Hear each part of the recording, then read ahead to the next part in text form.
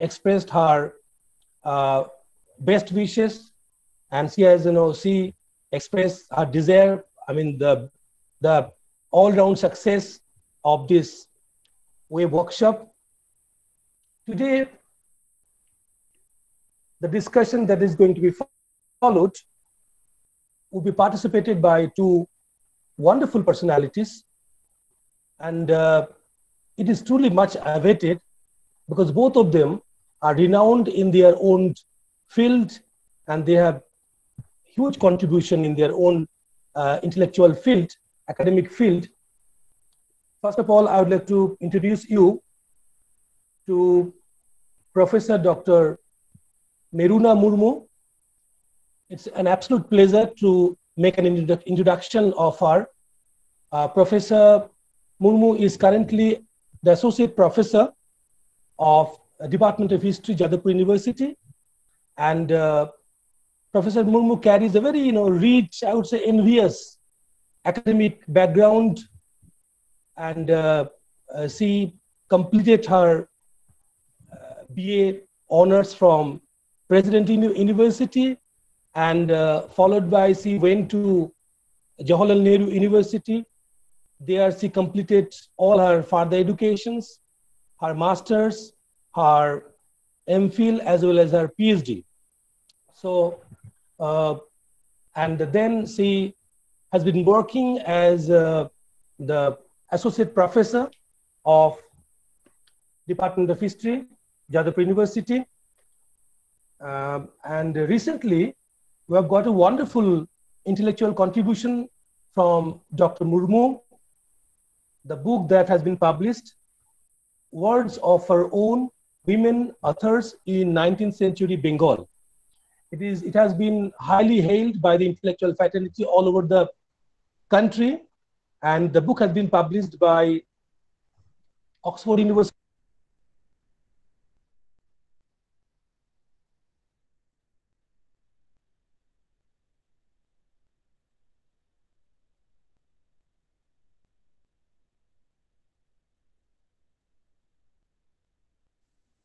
Somehow your microphone has been muted. Please unmute your microphone. I'm so sorry.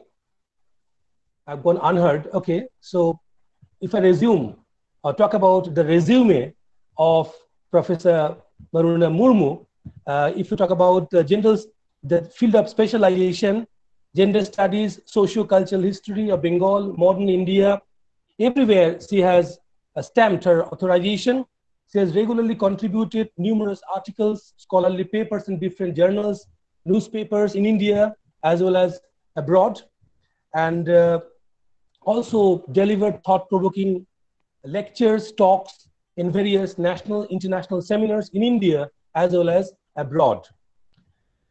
She has been relentlessly working on gender studies in colonial India, environmental issues, and caste question in Bengal. She is presently engaged in studying the condition of Adivasis, one of the neglected areas, Adivasis in West Bengal, and has been working on a project on the inclusion of Adivasis into formal education in Hingalganj block of North 24 Pargana, West Bengal.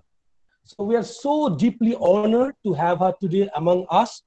And the topic that she's going to talk about is 19th century women's writing and introduction, a very critical area, and she holds a rich expertise on this particular field. So I'm quite sure that we are going to have a very beneficial, intellectually engaging, and academically rich session from her. Once again, everybody joining this third day of 7-day web workshop from different parts of the nation. Everybody, I welcome everybody most heartily and sincerely. And now, without wasting any more time, the time has come to hear Dr. Maroona Murmu. Yes, please.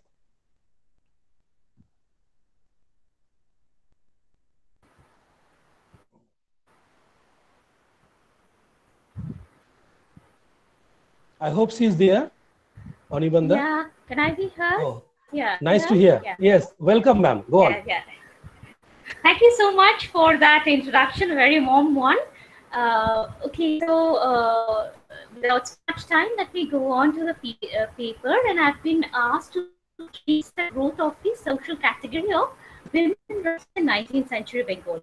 The texts that have been produced by Hindu and Brahmo women during this period have to be read within a specific socio-cultural and ideological milieu to explore how women themselves varied from one another in their literary representation within and across genres, as against marginalization and silencing of women's narrative in the dominant literary discourses and inventory writing.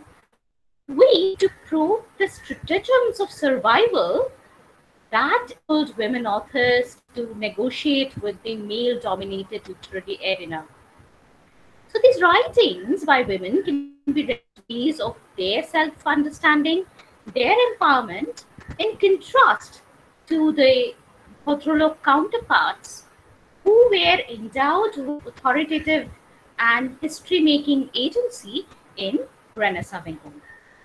Now, between 1850 to 1900, more than 300 books were authored by women writers, and they have been officially listed under the categories of art, biography, drama, fiction, history, language, poetry, science, travel in Bengal Library Catalogue of Books.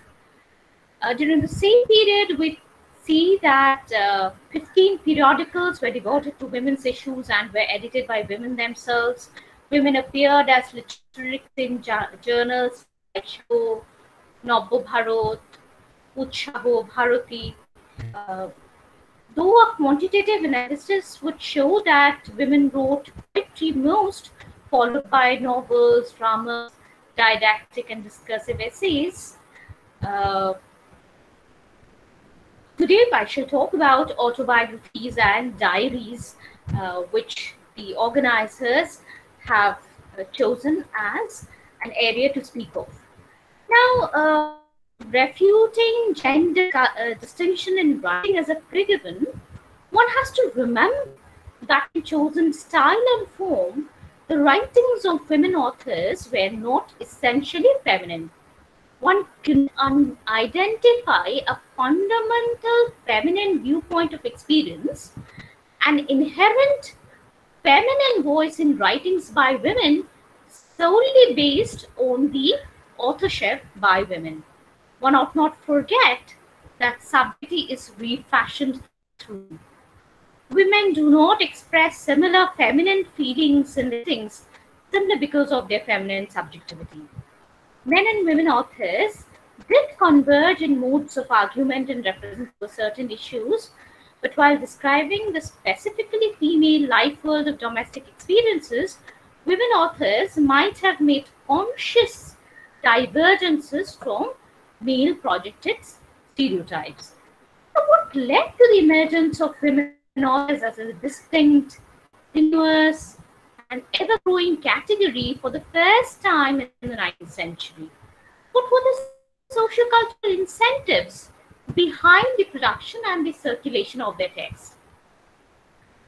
Notably, the transformation of the material world in the 19th century saw concomitant alteration in the mental universe of the Bhadralok, as language and literature are central to the creation of the socio-cultural identity of both the Bhadraloks and Bhadramohila. Bengal being the first seat of vernacular print culture, we find that writing of books played a historical role in construction of Bhadralok identity. Apart from that, we also see that 1850s onwards, we have female formal education starting off, and they used the print culture as a potent medium of expression. So the development of the vernacular prose structure without strict grammatical controls and construction regulations in the wake of print culture might have encouraged recently educated women to write.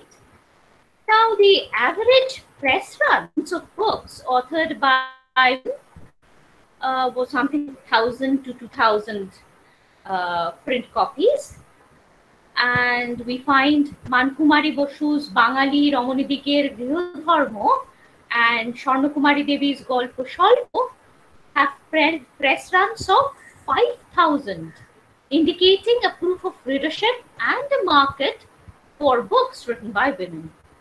If multiple editions and reprints are taken to be indicators of an author's popularity, then Swarnakumari Debi and Girindra Mohini Dashi, they emerge as most reputed women authors during the 19th century. Significantly, the price list provided for library catalogue of books between 1867 to 1900 does not give a clear indication of disparity in prices of books based on gender. I'll give you just two examples. That is, in 1870, while Nubin Kali Devi's 250-page Kamini column was priced at ₹1 and 4 annas, no less book than Pyarichand Mitro's 211-page Alaler Ghore Dulal was priced at 12. So we have a difference of just 8 annas for barely 40 pages. Quarter of a century later, in 1894, if Rabindranath Thakur's play Rajarshi fetched ₹1 and 4 annas, so did her sister Shawnee's novel, The Malati. Thus, a comparative price list makes it evident that the price of women-authored books was not always lower than that of books written by male authors. Women were respectable as writers in the 19th century. Now, let me talk about the genre of autobiography that we are dealing with today. Now, no longer the object of male representation, women through textually produced testimonies of personhood spoke as subjects, redefining their relationship not only with those in their family but also to the world outside. Interestingly, instead of a coherent, unified, agential subjectivity, one comes across fragmentary and disconnected self-portraiture by women. This is due to the multidimensional gendered roles that women had to play in their lives. Now, such a recreation of self through a self-chosen past, which lacks harmony and wholeness, is perhaps an attempt to disrupt the patriarchal discourses or to criticize the hierarchical social setup at large.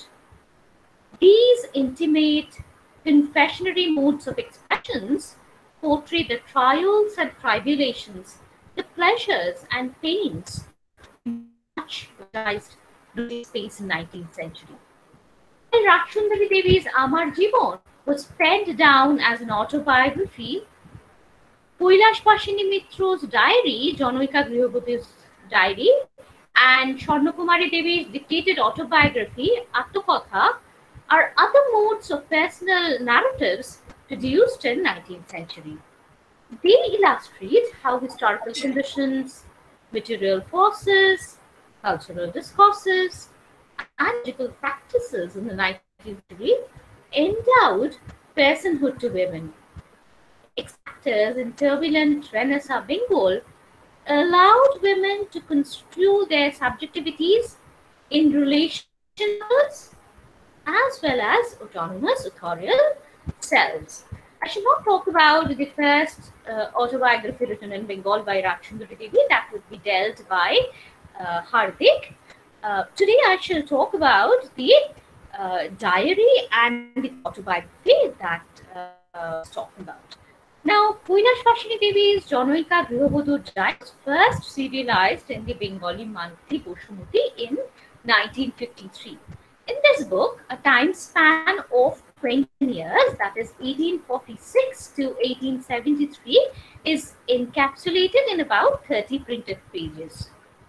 though a selective recording of events, gives a fairly vivid idea of uh, phases in the extraordinary and unfold life of Kailasvashini Devi. The changing circumstances of life are indicative of the uncertainties, constraints, and paradoxes that claim 19th century Bengal. Belonging to the family of Kishori Chand Mitra, who was a magistrate, and Pyari Chand Mitra of Alaler Ghare Dulal fame, her personal reminiscences elucidate how contemporary historical circumstances, institutions, natural agendas conditioned her thoughts, her beliefs, and even the life she led. Personal conflicts with her husband on religious and social issues reflect in microcosm the social drama which was being enacted in the larger sociocultural macrocosm. She relates the mechanism by which 19th century society was changing and its effect on the age as well as on individuals who fill up the pages of it. Generally, the circularity of time in women's life, with its continual repetitive diurnal activities, does not leave much space for variation. But since Kishori Chand took her along with him to places where he was posted, Kailasvashini's life was blessed with novel and diverse occurrences. This perhaps impelled her to record her own life on the pages of the diary. Now, her chosen scheme of self-projection in the diary is much like a travelogue. It is as if she's scripting her own journey of self-discovery through the places she visited with her husband.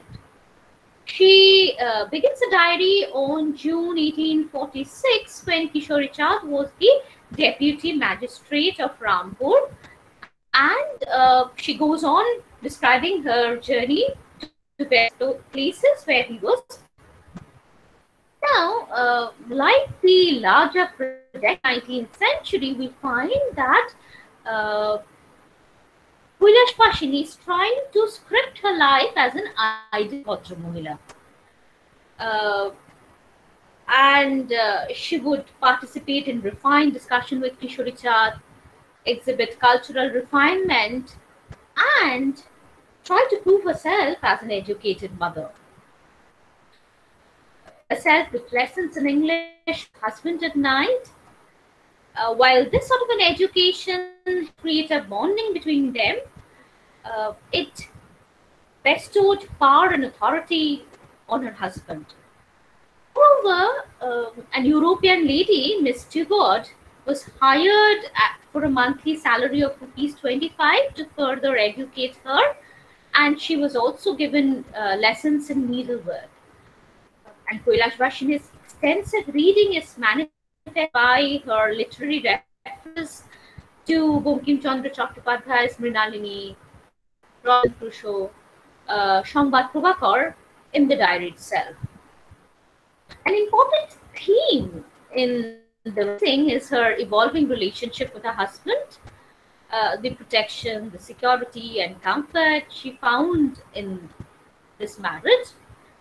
Now, the form of diary being private, subjective, and personal, which allows candid expressions, one finds unhindered displays of mutual compassion and care being written about.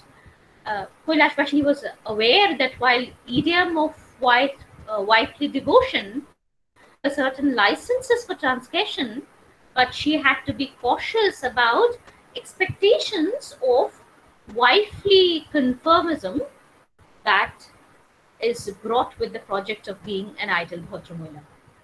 While rationalizing strict social restriction fitting of a virtuous Hindu wife, she completely acknowledges limitedness of female solidarity and sisterhood that was allowed. Since being a good wife was the principal identity that she wants to project, she negotiated between compliance and defiance while writing. But she exudes confidence as an enormous she at the same time loyally attributes her sagacity to the tutelage of her enlightened husband. I'll just give you one example. When the negotiation of her daughter's marriage, Kumudini, was underway, Kuilashvashini was fatally ill.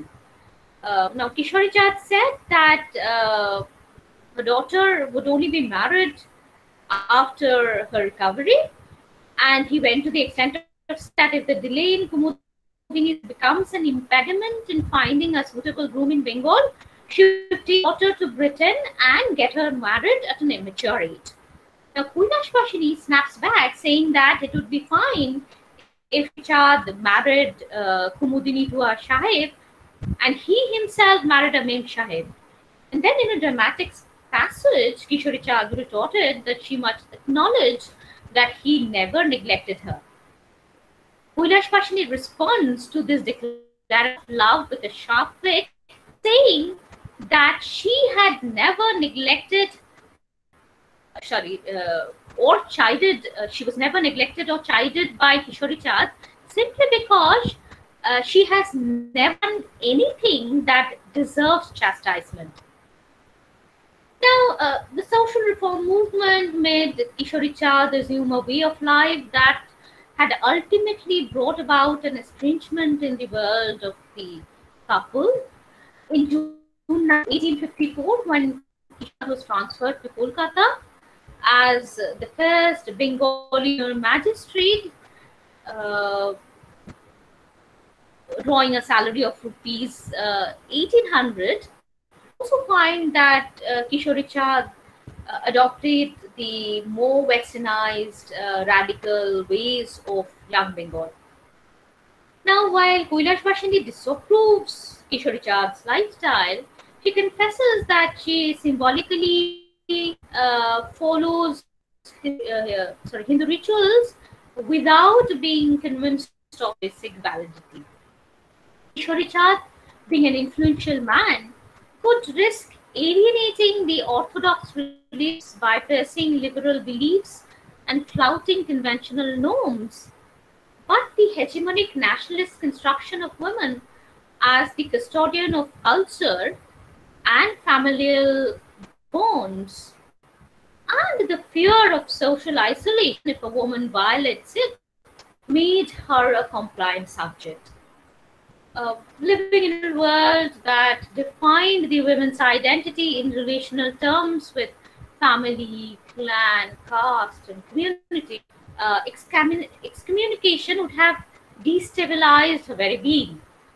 So, though the education she received from her husband had imposed on her a critical rationality, but her socialization taught her to allow religious practice of the Hindu community within the presence of the. So another interesting thing in the diary is that we find that a sense of historicity is embedded in the diary.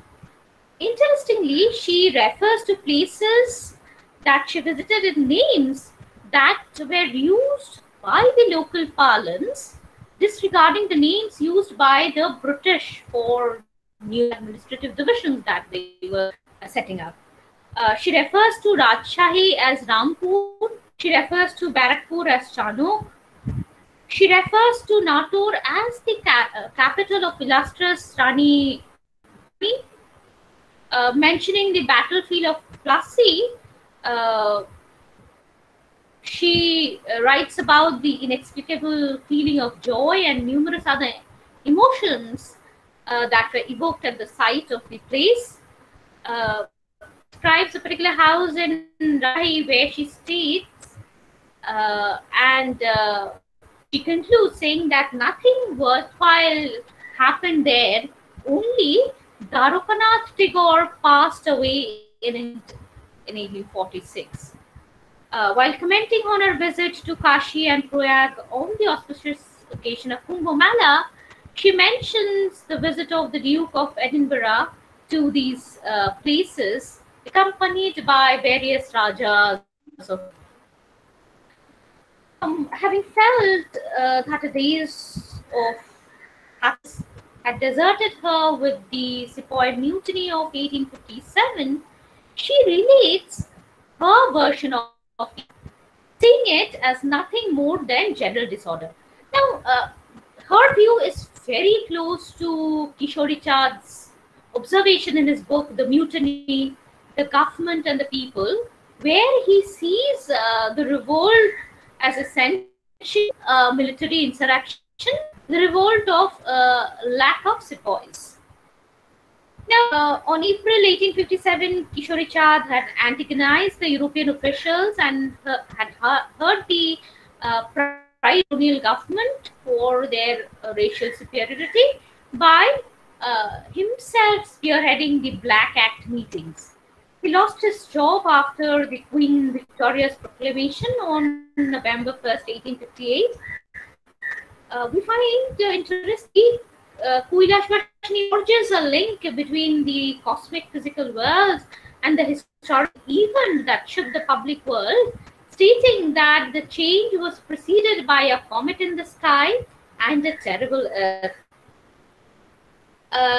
Kuilash Vashni claims that her husband had been delivered an inordinate punishment for an innocuous mistake, but refrains from providing details in the diary. From the book Kormobir Kishori Chand Myth, we find that as a just, independent-minded and daring junior magistrate, Kishori Chand had passed judgments against the police at times, and this was the cause of his dismissal. Now, Kuilash Vashni and Kishori Chand supported each other with mutual respect, dependence, and empathy through this bad phase that they were going around. And she goes on to draw a parallel between Chand's tragedy and the Emperor of Delhi. Now, Kuilash remains silent about engagements of Kishori Chand after his dismissal from service. She goes on to write about his death on 6th August 1873 after suffering from severe illness for 6 months. Now, the narrative being founded on the happiness of conjugal relationship, it was logical that not continue beyond the life of a husband.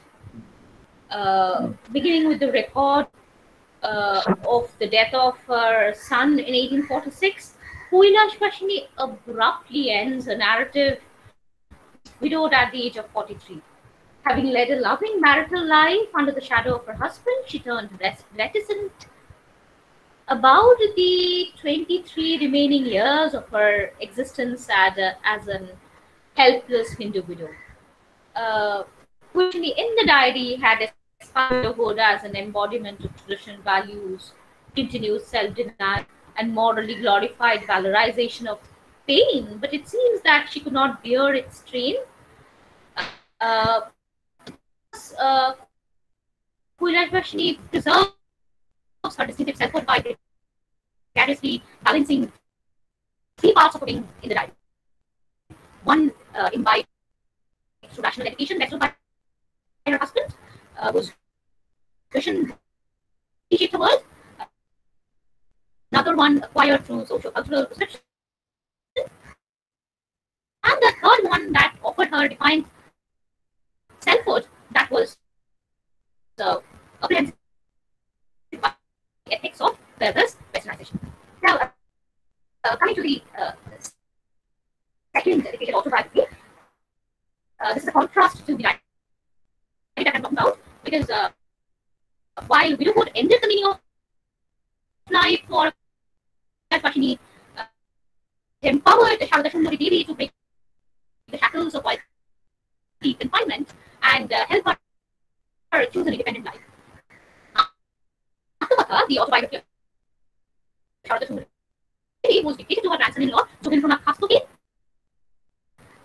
and this dictation began in 1892 when she claims that she is 33 years old, and she completes 1900. So let us go to the politics of sorry to interrupt you. Yeah. There had been some problem. I think some technological glitch. We are not getting you properly. The words are not coming properly. Is there any problem with the connectivity of the internet? You are visible now perfectly, but we're having some problem to listen to you properly. Is it okay now? Can you get it checked? Such a absorbing speech. We have been so brilliantly engaged. Now, yes. If you please speak again. The thing is that connectivity. The entire thing. I'll Maroona, you are audible from here. Yeah. There is some problem in terms of audio. Okay. So now it's getting clear. Yes, it's coming. Yeah, my connectivity seems to be okay, but I don't know. Now it is okay. It's getting if people over. can switch off their please turn off your video. Audio, I think videos, if videos are turned off, that actually gives maximum audio space to the speaker because if that can be done, I think. Now it's getting a bit better. I mean, now as you are talking, it's getting a bit better, You can go on in this way. Continue. Thank you. Okay. Yeah. So I was just talking about beginning my second dictated autobiography by Sharada Sundari Debi called Katha, and as I said, was dictated when she was 73 years old to Jogendranath Hastaki. Now let us look at the politics of imaging Sharada Sundari Debi. Now Jogendranath perceives this as the life story of Acharya Mata, that is as the life story of mother. While Jogendranath aims to present the big image of Keshav Chandra Sen through the private words of his mother, this quite contrary to the narrative purpose that Sharada Sundari herself chooses. Jogendranath explicitly admits that the dictated autobiography to him is a sacred religious text written for the few followers of Nabobidhan 1,000 years hence. And he goes on to dedicate to the citizens of the country which Keshav Chandra inhabited, especially the followers of Nabobidhan of the coming years. But to Sharada Sundari herself, being the mother of Keshav Chandra is one of the many roles she played. Perhaps because of her disinterested in family life after the passing of her husband, Keshav Chandra is not the pivot of her mother's self-imaging. So, we find Sharada Sundari's dictated autobiography is socially conditioned through faulty recollection, conflicting accounts, evasive silences, contradictions and discrepancies. And we find Jogendranath himself writing that Sharada Sundari's life would have come out much better had she not abstained from recording many painful incidents. Now one has to realize that truth and authenticity, being cultural constructions, there remains to conform to essentialized and stereotypical feminine attributes like shame and modesty when a woman writes. So this autobiography characteristically reveals the dialectical pull between a desire to defend the private secrets as well as to confess in public the inner truth. contempt from posterity restrains Sharada Sundari's skill to tell all. Thus, the female autobiography is more prone to ambivalences and sides than a male one. And we find this is a more cautious narrativization of life. Now, the repetitive and fragmentary pattern of narration is worth mentioning.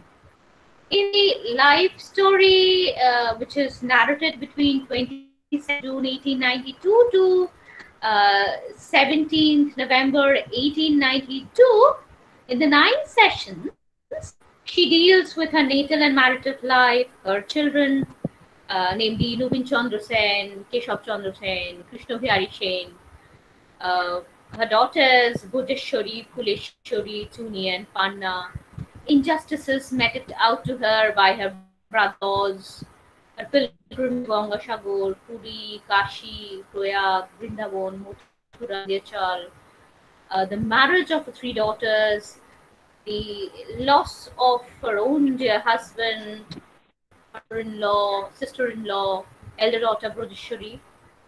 Surprisingly, she resumes her narration after 7 years and 9 months in August 1900, after braving a series of personal losses that I've talked about. And on a single day, she covered a huge vista.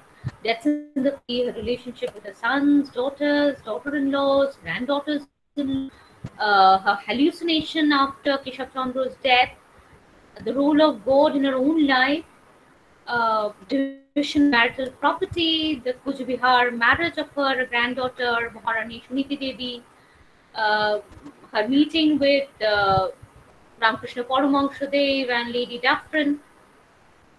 So, conventionally, an autobiographical self is introduced through patrilineal genealogy, maternal and paternal family relations, intricacies of kingship networks, affiliations of caste, clan. However, Sharada Sundari devotes just about a dozen lines about her own origin. The autobiography begins on 2nd June 1892 with Sharada Sundari talking about her birth in 1890 at Triveni at her maternal place. Now, this relegation of natal family and religion to obscurity goes hand in hand with social injunction that the women's real affiliation is not with her natal family but with the marital one. The change of lineage through marriage and the custom of moving out into a new family after marriage make female identities fluid, challenging women's specific historical location. It might also be that the knowledge of forebears, earliest influences, and memories of child, which tend to shape the adult life of a man, does not influence the female self in the same fashion. Early marriage and the ensuing burden of domesticity placed too soon on young shoulders make the span of childhood shorter, leaving very few pleasurable memories of pre-pubertal unfulfilled world to be noted down. Bereft of paternal or matrimonial right to land or inheritance, the privileges, authority and power that class and caste confers upon a man, Chandra might have thought it proper not to claim an identity that lineage, caste and class bestow on a man. So, fear and anxiety as a child bride truly begins her reflection, as in the case of Rassundari Devi, that would be dealt later. Now, Sharada Sundari was married early according to the custom of Gauridan at the age of 9. Though she was married in a neighborhood family, One notes tradition about unfamiliar environment and the plane of departure from her natal home. And the memory returns to the authoritarian mother-in-law with her considerable disciplining power over the four daughters-in-law and the new family dynamics that she had to adjust to. Now, interestingly, rather than punishing Sharoda Sundari on her own, either as a willing or unwitting comprador of patriarchy, her mother-in-law reported all her mistakes to the father, Ram Kamal Sen, who in turn chastised her.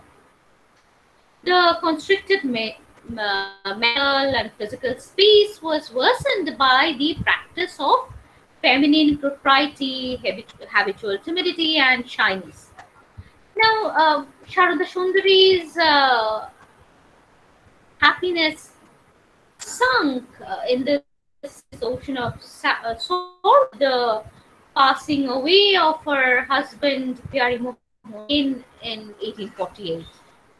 Enforced feminine silence being the norm, there remains gaps between Sharoda Sundari's conjugal experience and her ability to voice it. It was not until she had described the last hours of Pyari Mohan Sen that Sharoda Sundari dictates a very small section on the commendable acts of Pyari Mohan. Now, the absence of husband as a protector made Sharoda Sundari's position vulnerable in the joint family. After 2 weeks of her death, she began to live in the fear of being thrown out of the house along with the children. Under the Daibhag school of property rights in Bengal, widowed women had no absolute right over the land of either the husband or the father. So she withdrew from family matters, spending the day behind closed doors, and one notices a gradual growth of compassion and empathy between the two women in the family, Sharoda Sundari and her mother-in-law. Her mother-in-law was not too happy about the turn of events, but she could not in those times stand by her daughter-in-law or dissuade her sons.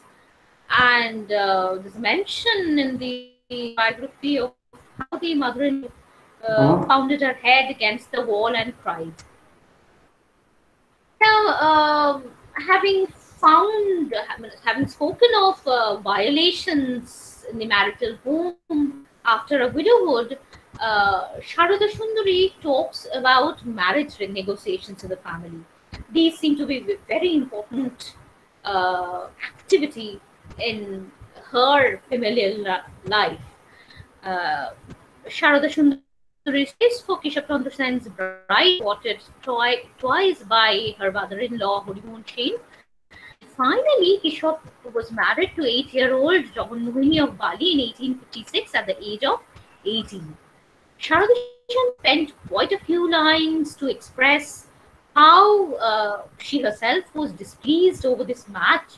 She unhesitatingly declares that the girl was so small, thin, and insignificant that she would not have been surprised if Keshav Chandra turned wayward. However, she notes that after the marriage, Keshav grew extremely fond of Jagan Mohini, and if we look at Shiv Chandra Shastri's work, we find that Keshav, in fact, wanted to teach English to Jagan Mohini and employed a woman Christian preacher to give her moral lessons. And historically, one cannot forget that on 13th April 1862, Keshav Chandra transgressed the norms of special segment of women in the Antapur by taking Jagan Mohini to the Tagore Jorashako on Maghotsav, which is the commemoration of the foundation day of the Brahmo Samaj. And Sharoda Sundari refers to this day of historic importance rather casually. Now, what is of importance is that Sharoda Sundari welcomes Krishna Bihari Sen's marriage to a girl lower clan as that of a new marriage, love marriage. She decided upon the daughter-in-law, uh, but Krishna Bihari told her that she cannot marry the girl that his mother had chosen, because he was spiritually married to Potuldanga's Taruk Sen's elder daughter. And we find Radha Sundari rising above the rigidities of endogamous conscience, and she stood by her son's decision.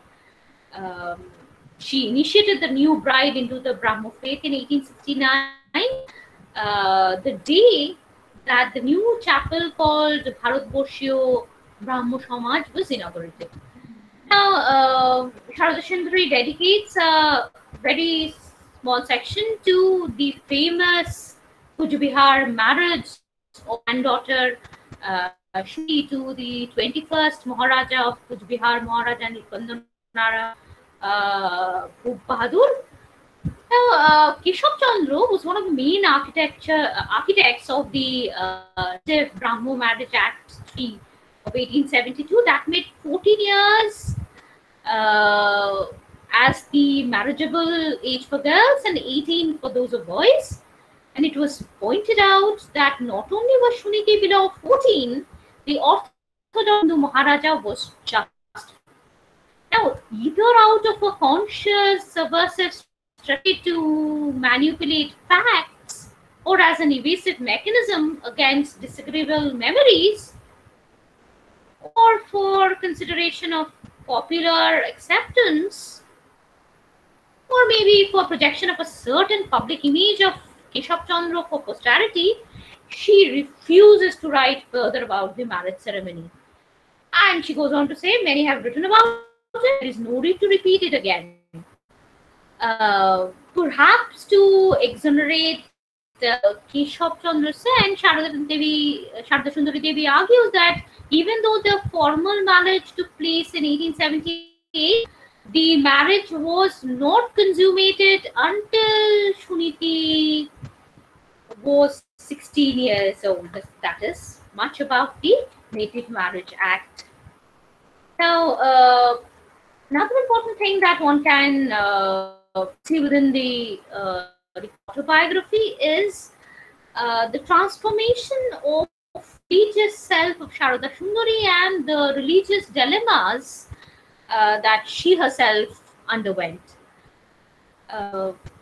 Since the introspective act of self-fashioning and construction of identity through autobiography involves a journey of self-realization, we find that there is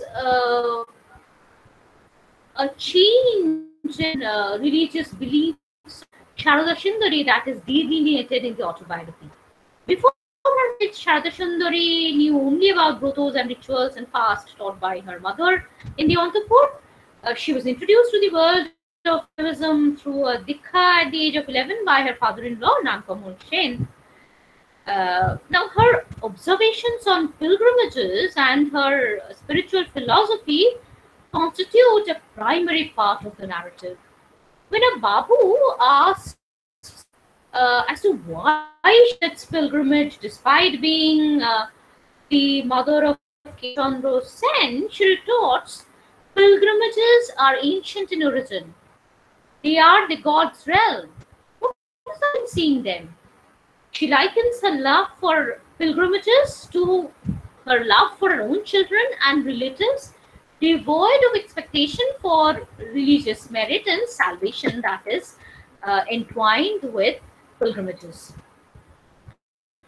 Now, these octogenarian Sundari concludes the narrative describing her present state in relation to joys and sorrows in her Aquinal and natal family.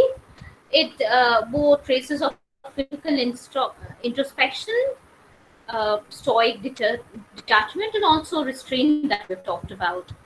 It was as if God made her undergo the rigors of Samsar so that she could bear pain in the temporal world. With enlightened spiritual consideration, she, at the end of the narrative, could transcend answer both the bliss and loss offered by life. Now, the selfhood and identity constructed, imagined, and narrated by Sharada Sundari is determined by her own understanding of a position in gender hierarchy. Contemporaneous sociocultural codes legitimize and naturalize shifting, contradictory, fractured, and coexisting subjectivities for a domestic woman.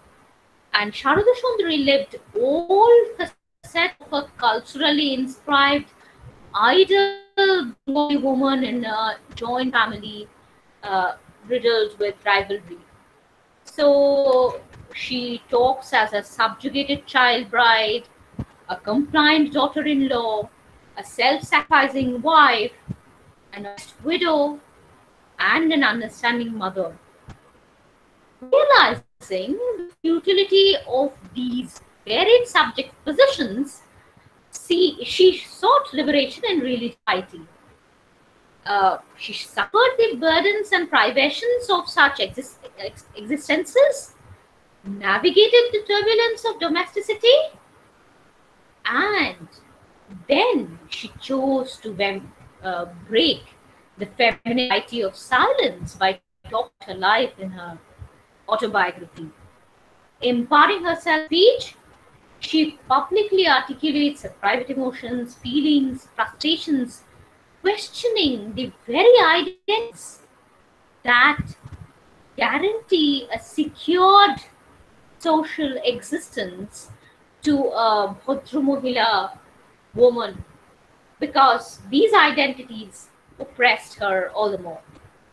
I will conclude by looking at literary reception of text by women.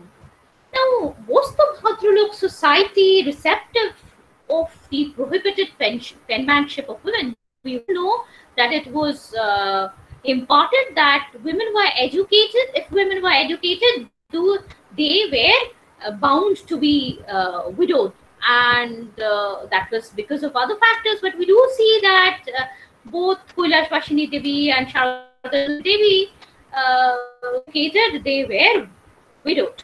Now, we find, talking about book prints, that women emerged as a reading and writing community, but they were not generously lauded for their effort. Since some women flouted the norms of literary aesthetics and tutored texts, we find that the Bhadralok critiques in Renaissance Bengal, in the reviews written by women, often censored the author if her autonomous self in print became threatening, and imparted her writing for imparting, praised her writing for imparting feminine ideals alone. And let me just talk of one review. We have Hardik waiting. I'll talk about Bankim Chandra Chattopadhyay's Bangodarshan, which was an extremely high and exacting journal, and it was mostly contemptuous in its review of texts written by new authors. Let me just talk about Mukhodaini Mukhopadhyay's first collection of book Bonoproshun, and the scathing and humorous poem titled Bangali Babu, which brought rave review from the literary circle. Mukhodaini was sarcastic of the emancipated Babu, who was vainglorious, slavish, and depraved. And the review of Mukhodaini's Bonoproshun in Bangodarshan is worth being quoted at length. Despite the surname Mukhopadhyay, the readers must have understood that this work is not written by any Mr. Mukherjee, but Srimati Mukhodaini Devi. The epithet of Devi, which pleases goddess Shochi, Saraswati, and Lokhi, leaves the Mukhopadhyay discontent. We abstain from entering into an altercation. We do not intend to be a match for women in the field. I'm always afraid to produce poetic composition by women, since it might instigate other women to desert their household duties and take up the pen. I hope Srimati Mukhodaini Mukhopadhyay will condone me if I am not over generous in praising a work. Her poem Bangalir Babu has been published with some delicious. Hope the author would forgive such audacity. Now, being reviewed in a journal like Bongodarshan is a testimony that women had arrived as a social category of women, social category of women writer in 19th century, and sarcastic comments and caustic critiques, which I couldn't there. I could have mentioned at length to most of them, but I refrain by mentioning one. Such critiques cannot strip women of Renaissance Bengal of their creative foray. Whatever be their contemporary receptivity, it was negotiation with hegemonic male-authored discourse on literary worth, redeployment of traditional values, and experimentation with modern possibilities but by such women authors that inspire us today to write about their history of contestation. And by the turn of the century, women had begun creating a literary tradition of their own in Bengali. So discounting the sneering critical chorus against them, it was the literary foremothers' resistance, subversion, even compromises that women writers of today proudly came as a powerful and complex inheritance. Thank you so much for giving me this space to talk about women writers in 19th century Bengal emerging as a social category for the first time. Thank you, Professor Murmu. This is highly informative, thorough, and detailed presentation, and we can have a decent glimpse of the intellectual climate, atmosphere of the moment, the later half of the 19th century, and how women were self-fashioning themselves through the act of writing.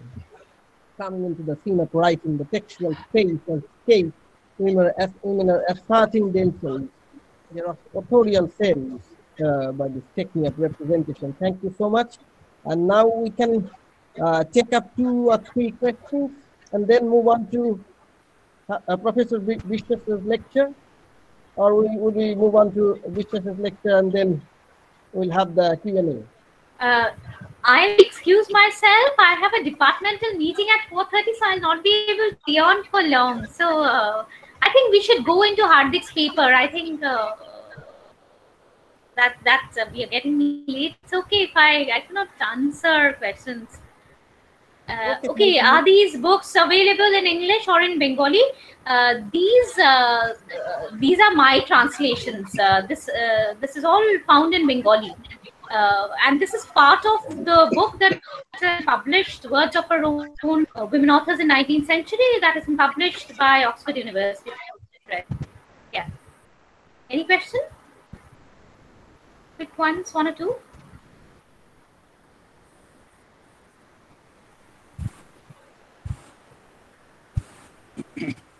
Okay, I think we can move on to Hardik's lecture. People have been waiting for him, I'm sure.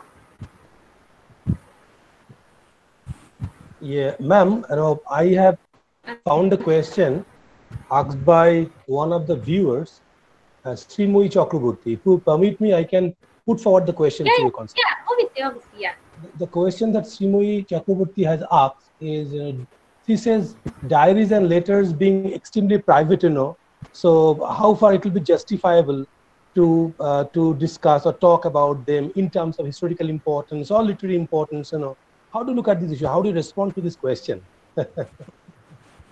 No, this is actually, you're talking about in 19th century, we are eulogizing the domestic realm, and we find that we have didactic tracts, men telling women how they should lead their life, and we have domestic tracts. Niti Shastro, Garhosto Jibon Niti. So domestic life is very important so far as 19th century intellectual world is concerned. So if we do not allow women to speak about their domestic experiences as historical texts, then how do we reconstruct 19th century domestic space? Only because men are saying that this women did that, and they went on representing women. This is not the right way of historically constructing a period. So it's very important we look into diaries, letters for writing the rich history of 19th century. And we'll find that women are not subscribing to what the men are saying about Renaissance Bengal. They are not eulogizing the domestic space. Like the 19th century men who are trying to say that the English do not have an authority to intervene in the domestic space because it's a heaven, it's a peaceful area, and the British government has no authority to talk about the domestic space. So we have to look into the critical voices that are coming from the domestic space. It's absolutely necessary.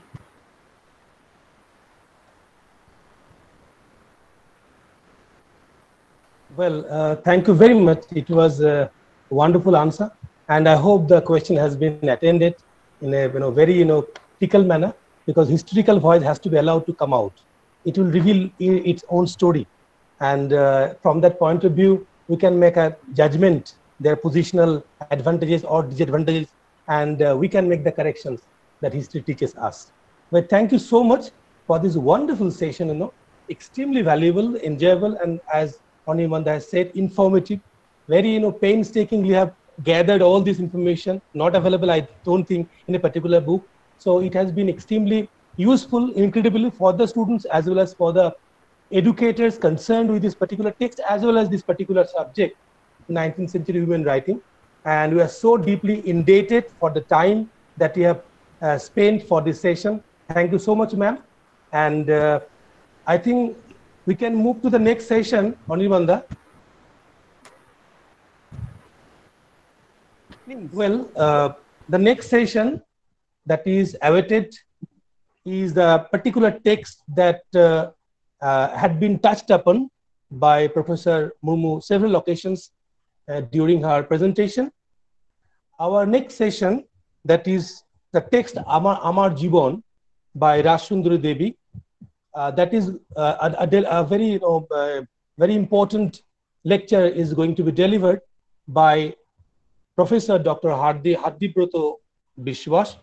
Currently, Dr. Hardik Brata Biswas is a postdoctoral fellow at the School of Media, Communication and Culture, Jadavpur University. He was a faculty at the School of Women's Studies of JU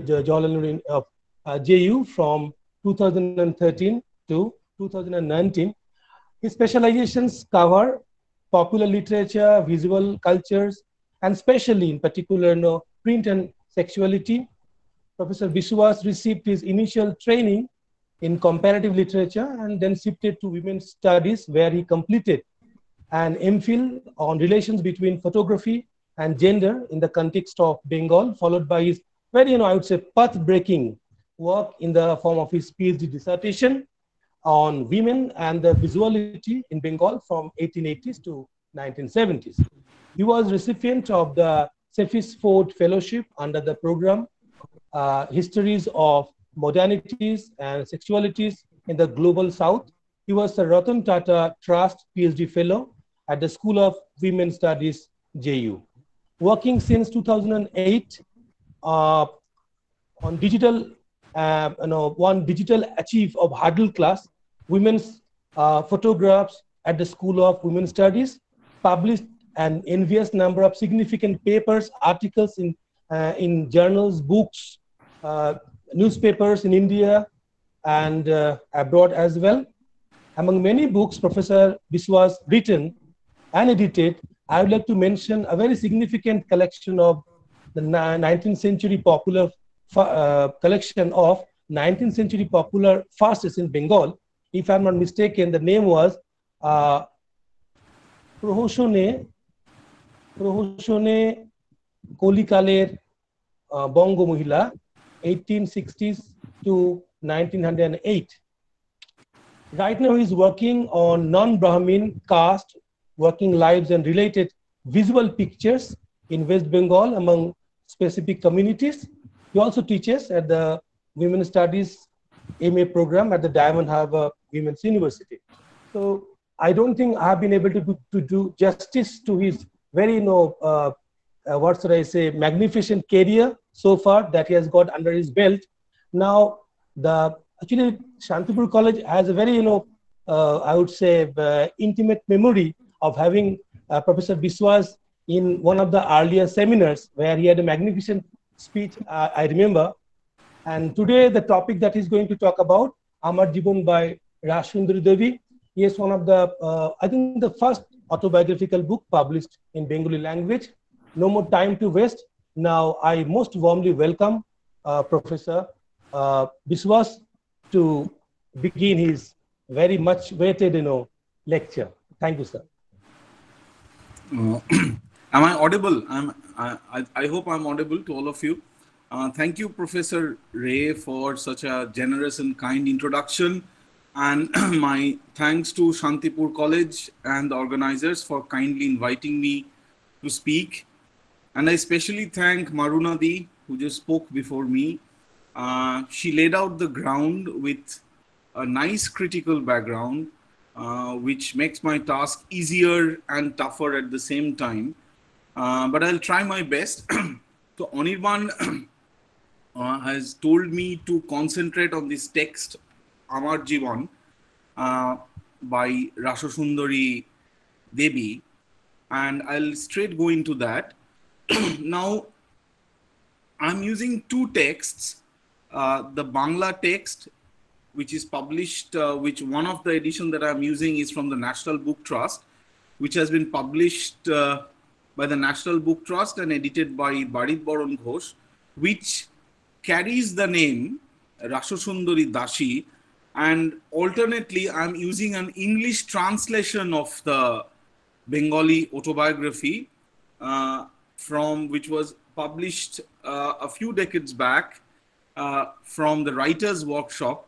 It carries the title My Life, but significantly changes Rassundari Dashi.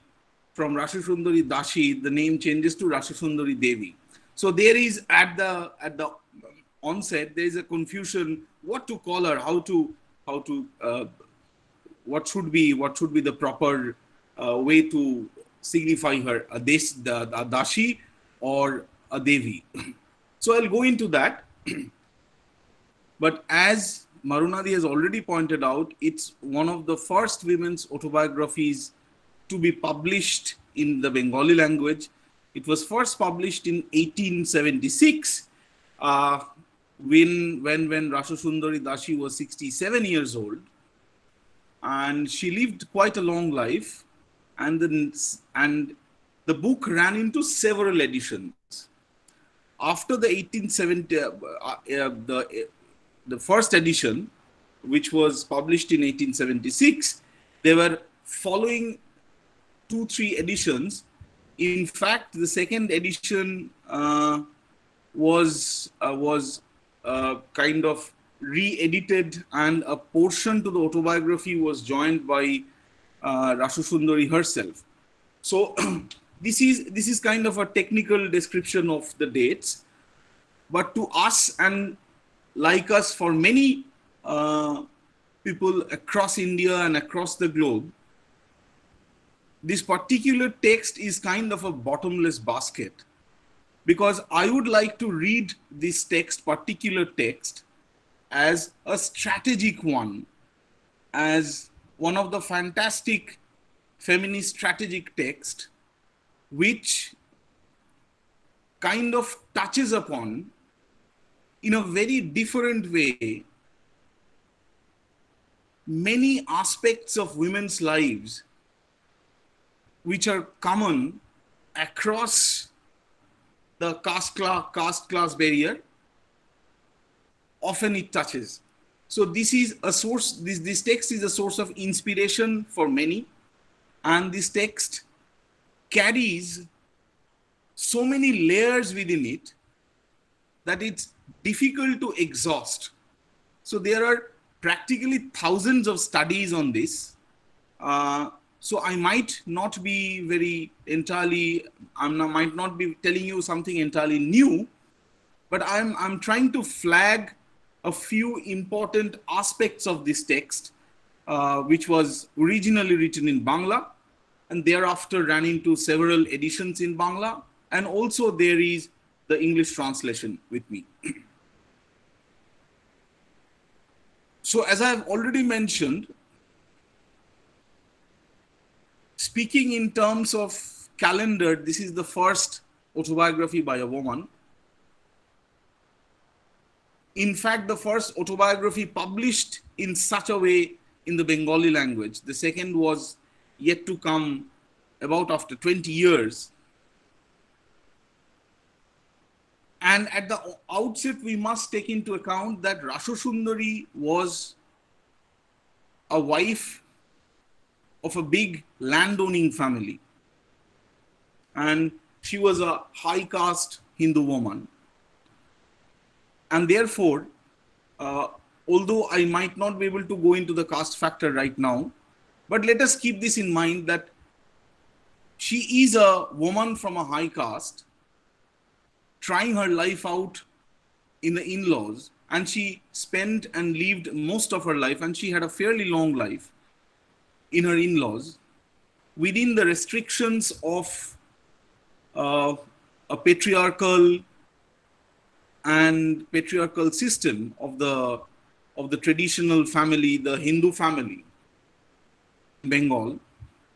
In spite of that, and in spite of all the advantages, I'll go into reading a few quotations from the text as I move on. In spite of all these, she marked and flagged and signposted her difficulties and her strategies in encountering largely a facilitating patriarchy. She was not in a household where she had to face a kind of a rough patriarchy, but somewhat a facilitating patriarchy.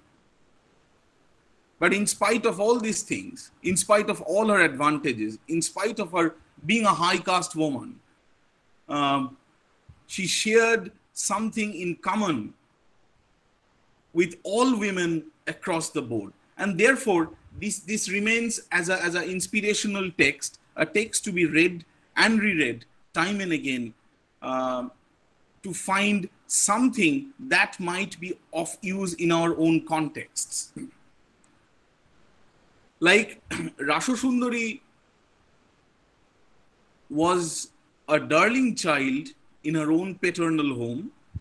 Her father died very early. Rassundari had bare recollections of her father's father. She was raised primarily by her mother and her uncles living in the same family. And she was a darling child. At the age of 12, Rassundari was married off. And before this age of 12, she had a brush with kind of a modern education in her own household. Like, remember, Rassundari was born in 1809, which is the beginning of the 19th century, and she died almost at the fag end of 19th century. So, in various ways, with her own development as a personality, she's a witness to all the long kind of a 19th century. She's a physical witness to that. So before being married off, Rassundari in her own household was kind of introduced indirectly to a kind of modern schooling system of which she was not a direct part. There was a Mem Sahib, the reference is like that. She came to teach the boys of the household, and Rassundari's uncle used to put her near them. She used to sit with them, maybe a little distance. She was not part of the class, but she heard what was going on, and that might have sparked off an early interest in educating herself. But remember, this is early decades, maybe the first or second decade of the 19th century. Women's education was not much in vogue at that point of time.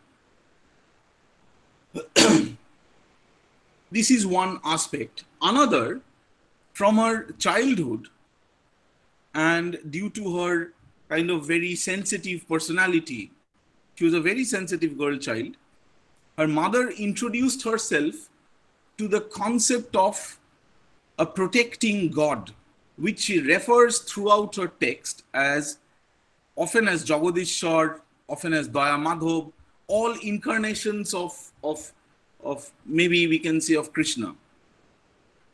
So these two were early introductions in her life, and both were not done so formally, but in a way in which she could express herself, and in a way in which she can, in a way, what should I say, protect herself from all the difficult moments a girl child might face in her own childish, in the perimeters of her own childish anxieties. One was Daya Madhav. If she would invoke the name of that God, he would always protect her. Who that God was, Rassundari had no idea at the beginning, but she carried that spirit inside her. And also, I might think, since her indirect introduction to a kind of a modern education, she could hear other boys learning various kinds of things. She had also an early interest in educating himself, but that formally didn't happen because it was not permitted at that time in such a household, in such a Hindu household at that time. In her autobiography,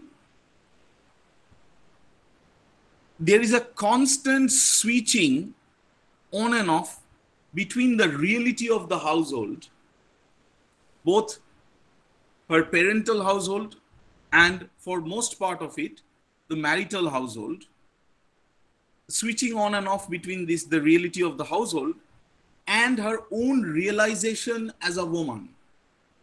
There is always she's switching between these two things. I'll just permit me to read one short sentence from the English translation.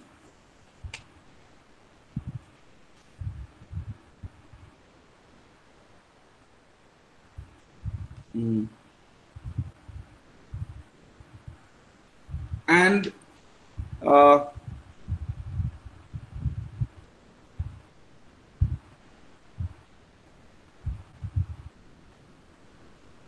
she is afraid. After a point of time, after marriage, she had a fantastic, enjoyable a few years with her with her mother-in-law, whom she always says that she is extremely protective. She never scolded her. She was never thrown open to the usual tortures of the marital household in a traditional Hindu family. After the fall of health of her mother-in-law, she had to step into the shoes of her mother-in-law, and life changed for her from that moment. She realized what is the real life of a woman inside such a marital household. I'm reading 2-3 lines. The amount of work made me nervous because she had no respite from housework till midnight, even at the age of 14. And she's constantly working and accomplishing all the tasks, but not complaining against this. She's always constantly talking with the God. I'll come to it a little later. Dear God, friend of the poor, I do not even expect to accomplish all the work. But if I am able to do it, that will be because of you. Your will is always done. Even this is a very important strategy, and this is a strategy she follows across her autobiography, and constantly she is talking to the God. And why this is, let me just digress a little bit and remind ourselves a point that I've missed. The autobiography is kind of strictly divided into two parts. The first part is a life story, especially the life story of her at the marital household, at her in-laws. And the second part of the autobiography consists of her own compositions dedicated to her God, this Dayamadhav, this Jagadishwar, this Karta. Different kinds of words are used, maybe the incarnations of the God. So her travel from Potajia, her native village in eastern Bengal, to Ramdia, her in-laws' place, changed the course of her life. And she was not actually aware that she was being married off. She understood what was marriage much after when she was married. And throughout the text and throughout Amar Jibon, Rassundari always goes about describing her in-laws and the marital space mostly in a positive sense. She writes that the first 18 years of her life were very happy. And since the age of 18 till she reached the age of 43, if I'm not mistaken, she had given birth to 12 children. One of them died in the womb, so basically it's 11 children. And all of them survived. And apart from bringing up all of her children, which she always maintains that most of it was done by her alone, because of various caste issues and because of various issues of the traditional Andar Mahal, where other domestic helps could not come in. They were always employed at the outer sphere of the household, but the real inner sphere, the Andar Mahal, maybe one or two people were allowed, and Rassundari had to bring up all these children throughout all these years alone. And one of the important aspects of Amar Jibon is that what I've already flagged at the beginning of my talk, that in spite of being a bride and later a kind of a matriarch for a wealthy landowning family in eastern Bengal, in spite of she being a higher caste woman, Rassundari's life exemplified, very importantly, the absolute sexual division of labor that all women do face in such heterosexual marriages and in the constructs of the heterosexual family. She had all the love she needed from all members of the family. She had been constantly saying this throughout her autobiography. But the sexual division of labor, the kind of work she had to do, did not change with that. It only went on adding one to the other and was constructed as a huge pile which she had to accomplish. This is one of the foremost importance of the text, that she always finds out a way to make a critique of that. Not a direct critique of the sexual division of labor, but that women like her has to go through this, and there is no escape from this, in a heterosexual marriage, in a heterosexual family, comprises a major aspect of this autobiography.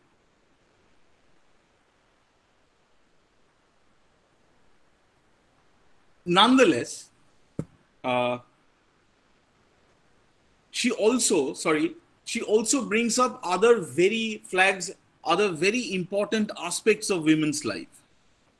Like often, I specifically remember one or two places in the autobiography when she brings up the question of women's health. Like she praises the God, her Jagadishwar, her Dayamoy, that what she was not sure if her health would have failed, would she have been able to complete and accomplish all these tasks.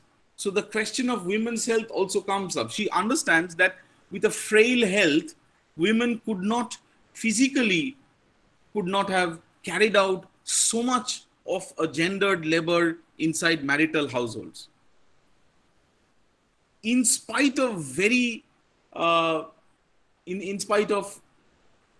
having a very wide and welcoming attitude to the chief members of her marital household, she refers to herself as a virtual prisoner at the in-laws family. I just read one sentence where she mentions this.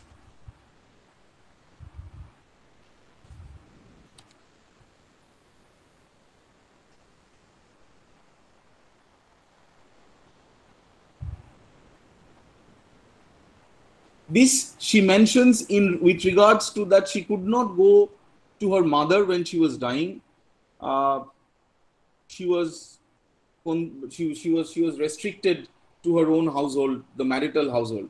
I regret to say, I quote, that I have not taken good care of my own mother, who was so affectionate.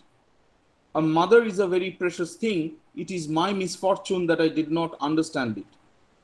She suffered so much for any sake. I'm skipping a few lines, but I am a virtual prisoner here. They never sent me to her because the household work here would suffer. I was allowed to go back to attend some family festival, but had to return in a couple of days like a slave. About 15 people accompanied me on the boat, along with 2 senior men and 2 maidservants. I was allowed to visit my people only under certain conditions. So she's very clear. She's very clear. But I'll come to that. But she constantly mentions such things. And very importantly, which later historians and social scientists have taken up that point in reconstructing women's lives in 19th century in India or in South Asia. She also critiqued other women members of the family,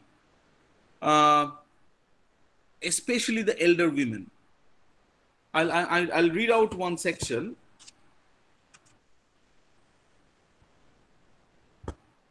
I quote,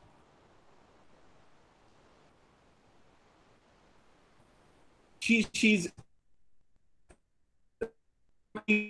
bad states that most women eat in their marital households.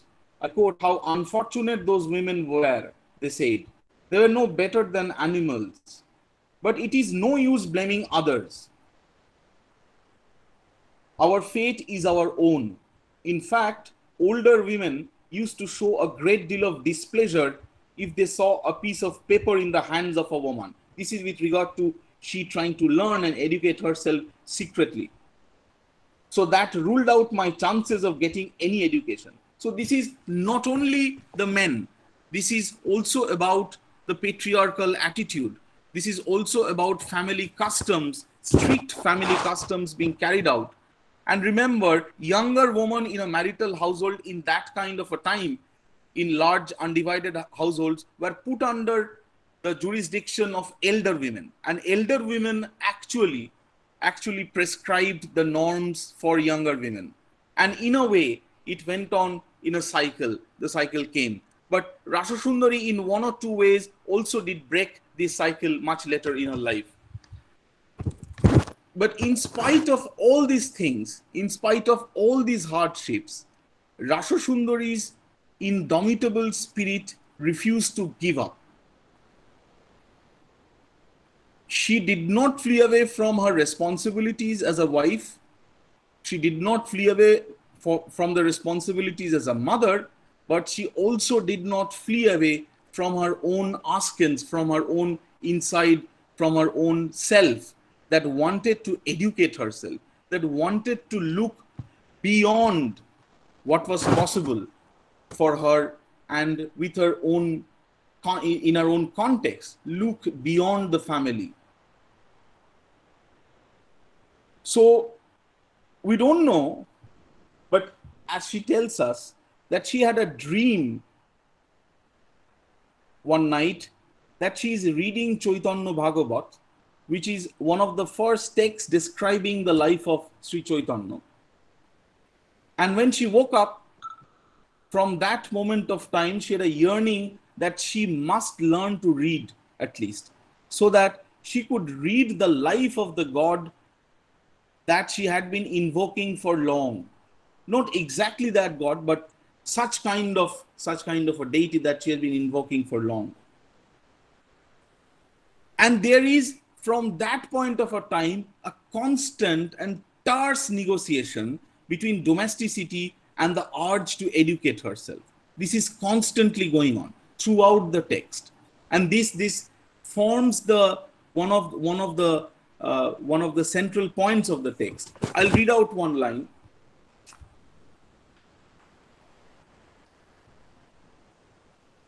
So, with regards to her trying to get herself educated, I'm quoting, "Wasn't it a matter to be regretted that I had to go through all this humiliation just because I was a woman, shut up like a thief?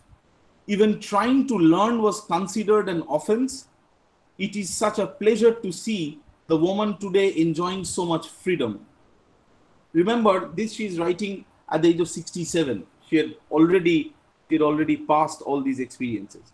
I again quote, "These days, parents of a single girl child take so much care to educate her, but we had to struggle so much just for that. The little that I have learned is only because God did me the favor." Again, the invocation of the God. She started a struggle to educate herself at the age of 25.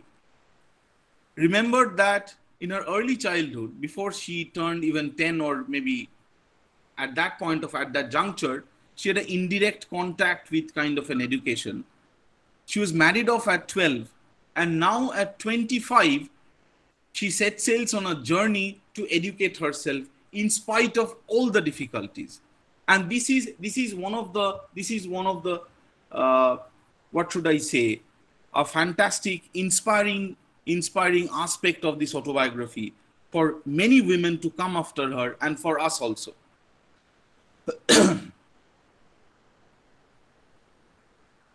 She stole a leaf from a puthi, or a traditional book, where the leaves were just kept under two wooden slabs, the traditional system of reading and texts. And she tried to read that, and she continuously mulled over that, and she started her struggle by that, doing such kind of a thing. She ultimately won her battle. She was able to read, and she was doing this beyond the eyes of anyone in the household. Remember, this was not conventionally a torturous household. Nobody was rebuking her for anything as far as this autobiography is concerned. But even her husband didn't know. Even her relatives inside that household didn't know. She mentions that maybe one or two domestic helps who were from the other caste, a caste much lower than hers, knew that she was practicing at night time to read. So she was doing it alone. Much later, her sons, her children would know of this affair, and a few of her children would be very supportive. We'll come to that point. Also, another aspect that another word that constantly recurs in the autobiography is that she constantly often uses the word captivity. She uses often. I'll just go through one sentence, but there are many such examples throughout.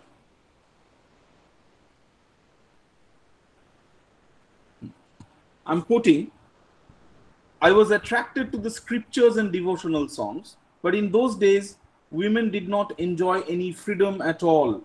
They could not do anything on their own. They were totally under others. It was like the life of a bird in a cage. Nevertheless, I would like to put down my feelings even in those circumstances." So this is like a bird in the cage, a gilded cage maybe for her, a costly cage maybe for in her own context, but she constantly refers back to this word of captivity. But at the same time, she is not overtly revolting. She is not radically trying to trying to break apart the structure of this Hindu household. Apparently, if you are seeing, she's doing nothing radical other than to clandestinely trying to read and learn and educate herself. When a little later, when her mother-in-law passed away, and she becomes the master, kind of the master in that word, within quotes, in that usage, becomes the master of the household. She's referred to as Korta Thakurani.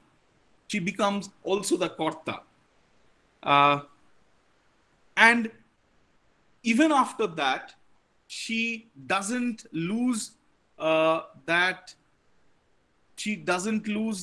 focus of attributing herself the necessary aspects of education and understanding that, and also at the same time, without stepping out into the outer world,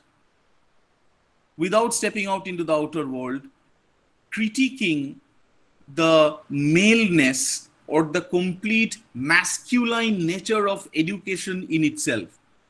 I'll read out one sentence from which is in the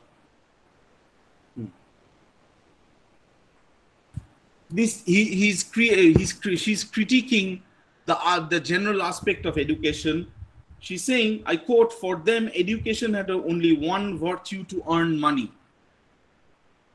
So she was also looking at education from the masculine point of view, and she was well aware that education was being only spread in that kind of a thing, in that kind of a way, or in a context where it is a means to an end only. But to her, what she will do with this education, she will never step out of the household in that sense. She will not lead a public life with her education in that sense. But education itself, learning to read, learning to write, and finding an expression of herself is itself a battle for her. So she's also very critical of the general nature of education in her times. And she also taught her sister-in-laws. They were all widowed and came back in that household to live with her. She also taught them how to read and write.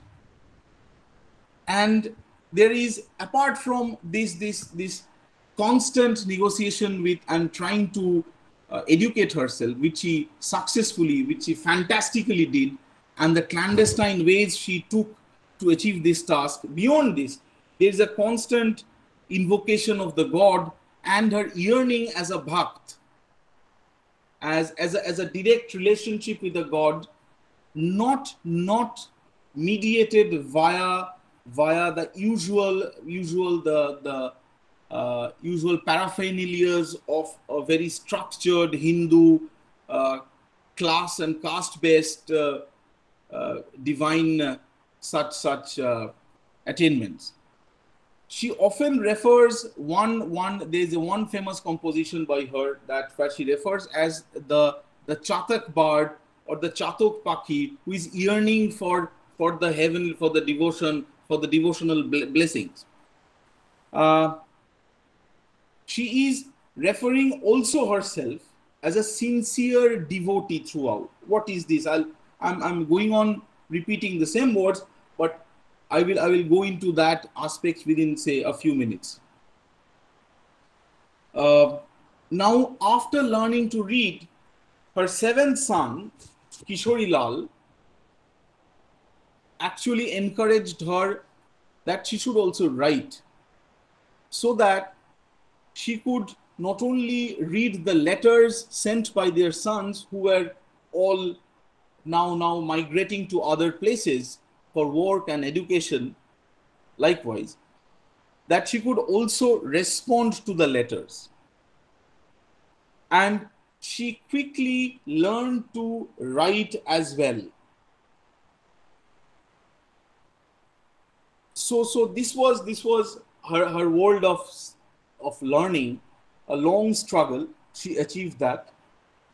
Before I go into a further, maybe ending 2-3 points, there is peculiarly very less mention of her husband in her autobiography.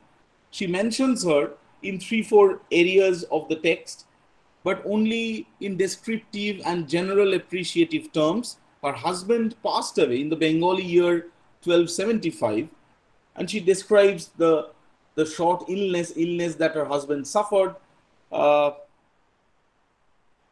nothing beyond that. She respected her husband. She's never deriding her husband at any point.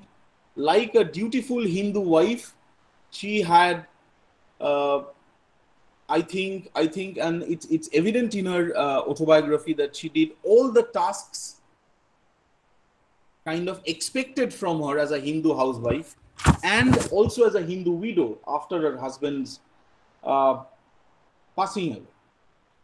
After a point, she voluntarily stops the narrative of her life and says that if someone, the later years maybe can be added by someone else.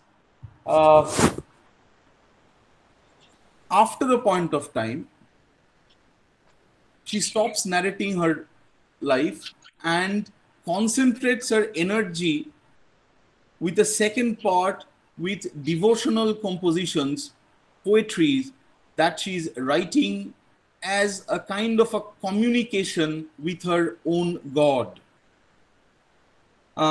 In the chat box, there are a few questions coming about God. I'll look into that a little later. She is kind of, in a way to say, performing a dharma, but she is choosing her own way to do it. And the importance of her life, the importance of her autobiography, is that she is, in a way, what should I say, how should I put it? In a way, subverting the language expected of a woman to her own use. I'd like to explain this a little further. Like, Bengali literary history has gone through, especially from the 19th century, has gone through a wide debate about the masculinity of literature and the effeminacy of Bengali poets, and the effeminacy of the Bengali literary figures, etc. She never, as a very strong woman, proposes herself in her own text, in her own writing, as someone strong. She's always kind of accepting the culturally prescribed notion of the weaker sex and always saying, see, I'm this weak, I'm so weak, I can't move on my own. If God is not there, if Daya Madhav is not there, if Jagadishwar is not there, I can't do a single thing. But in spite of doing that, in spite of constantly invoking such things, she is constantly also fighting her own battle to achieve things. She's using the language, she's not using the language of a man. She's only using the language, a language expected of her, of devotion, of kindness, of a kind of a surrender to the God and the marital household, those kinds of things. This is kind of a strategy. We must remember, I'll close my discussion within a few minutes. We must remember that Rassundari's text cannot be compared to any other text as such, in the way the male construction, the masculine construction of a literary canon in Bengali at least have been achieved.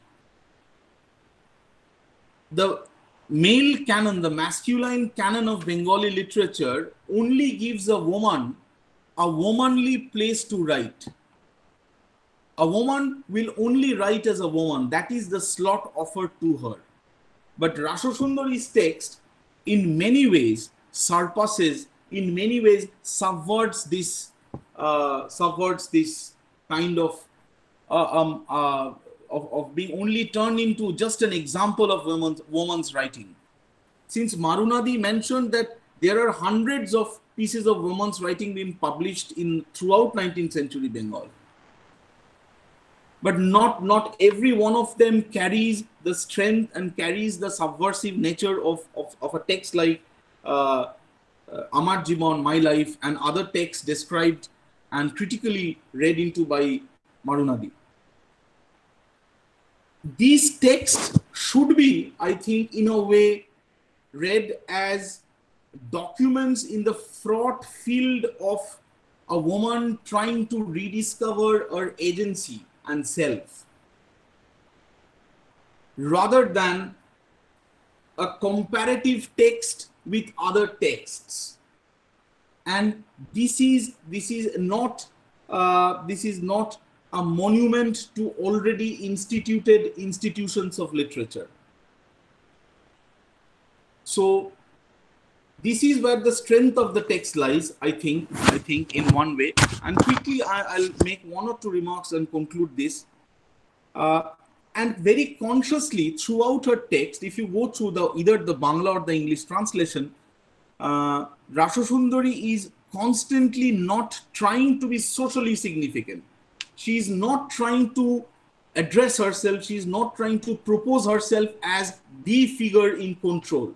She is always keeping that quietness of the expected, quote unquote, of expected out of a woman. Yet she's constantly negotiating, yet she's constantly dribbling with all strategies that patriarchy lays in front of her. And there's a constant, especially in her poems and parts of her, also the prose narrative, there's a constant invocation of Bharat Barsha, India, the space, a nation that is being, from that point of a time, from her early ages, which is now being imagined, the emerging nation. She's also inscribing her own body she's inscribing India, she's reinscribing the notion of India with her own space of education, with her own space of negotiation, with her own space of having been able to put forward her thought, and through writing and through publication. And also, I find that Rassundari's writing, and other scholars have also commented on that there is a critical distance between her lived life and the kind of writing that she has carried out in her autobiography. She is constantly invoking his real life, giving examples from that, and immediately on the next moment she's with God. She's with some other thing. She's constantly flying away. She's constantly levitating herself from those very mundane spaces. She's also kind of invoking through the constant invocation of the God, the Dvaita self, the Daita self of herself and God being now tied together in a similar fashion, at least in the autobiographical self. She's also accomplishing that task.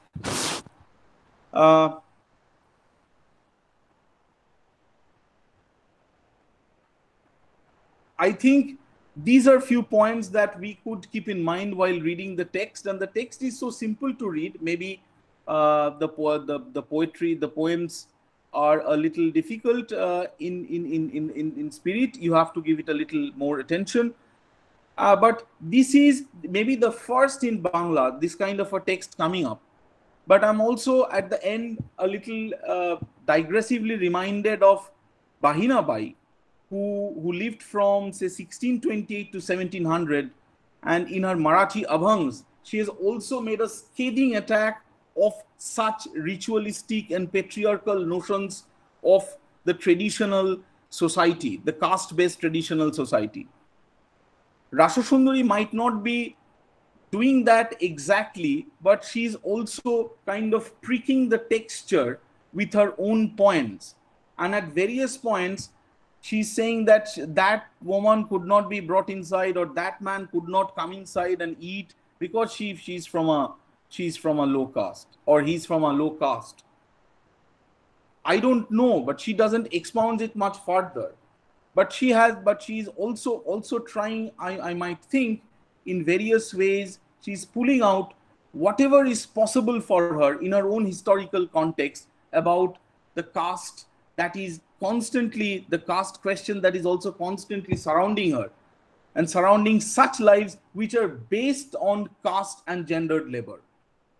So to end, Rassundari's text is a kind of an inspirational text because it's a foundational moment for many such thinking from a woman, and especially about the use of language, use of poems, use of poetry in describing and in critiquing various aspects of a traditional patriarchy, which maybe at sometimes is facilitating, mostly oppressing.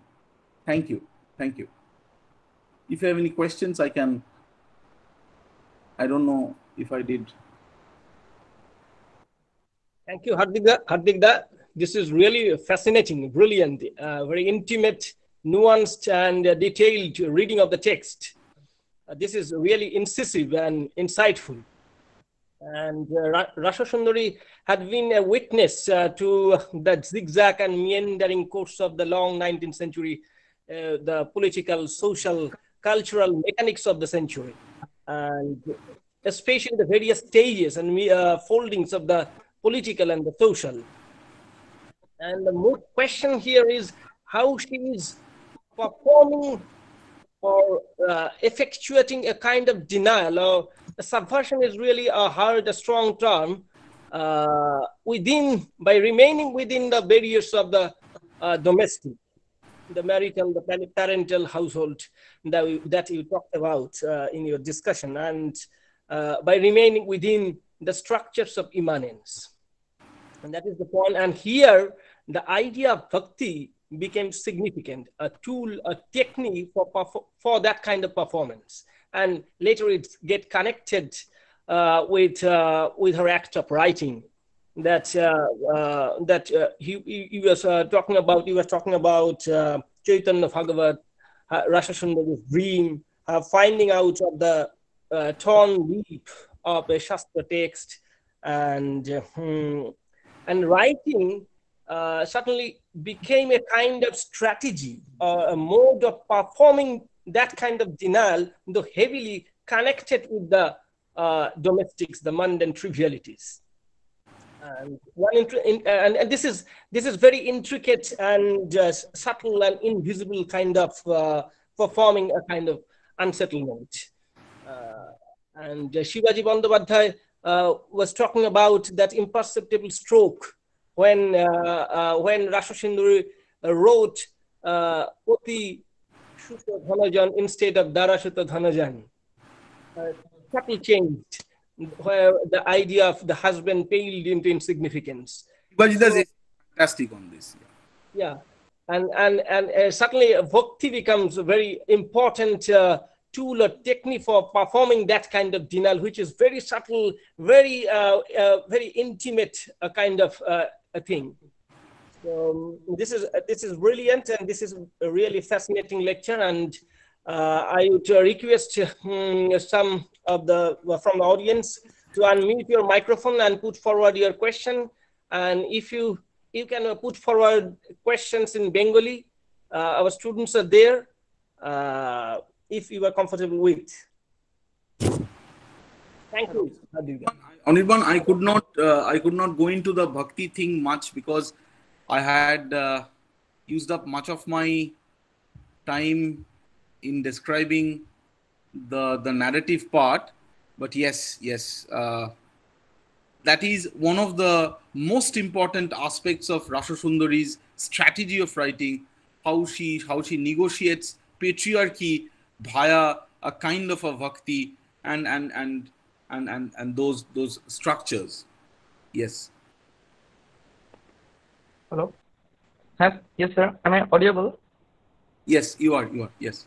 Sir, I am Jibon sir from Santipur College, and I have a question that through the text we can find it again and again that Rassundari was very devoted towards God, and by an apparent view we can find her as much like a bigoted person.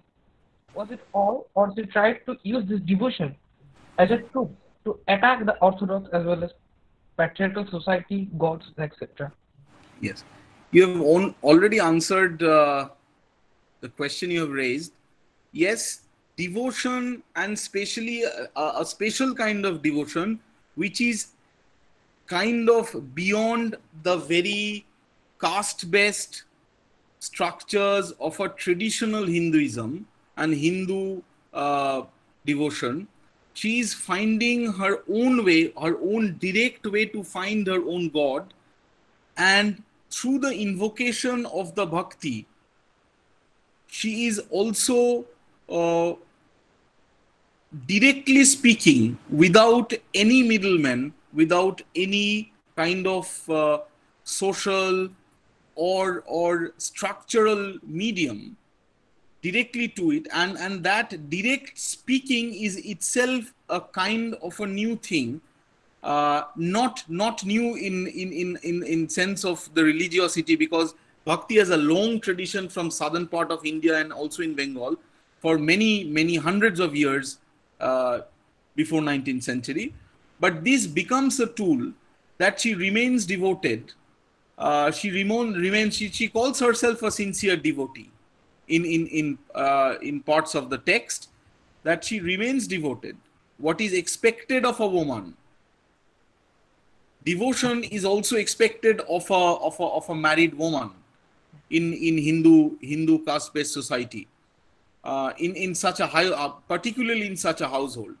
So through that devotion, she is changing the nature of that devotion to her own use, that she's not asking for money, she's not asking for more children, maybe she's not asking for anything else, but she's always talking to God about herself, her inner wishes to learn, to read, to write, and to speak out whatever little or whatever big she achieved in this text.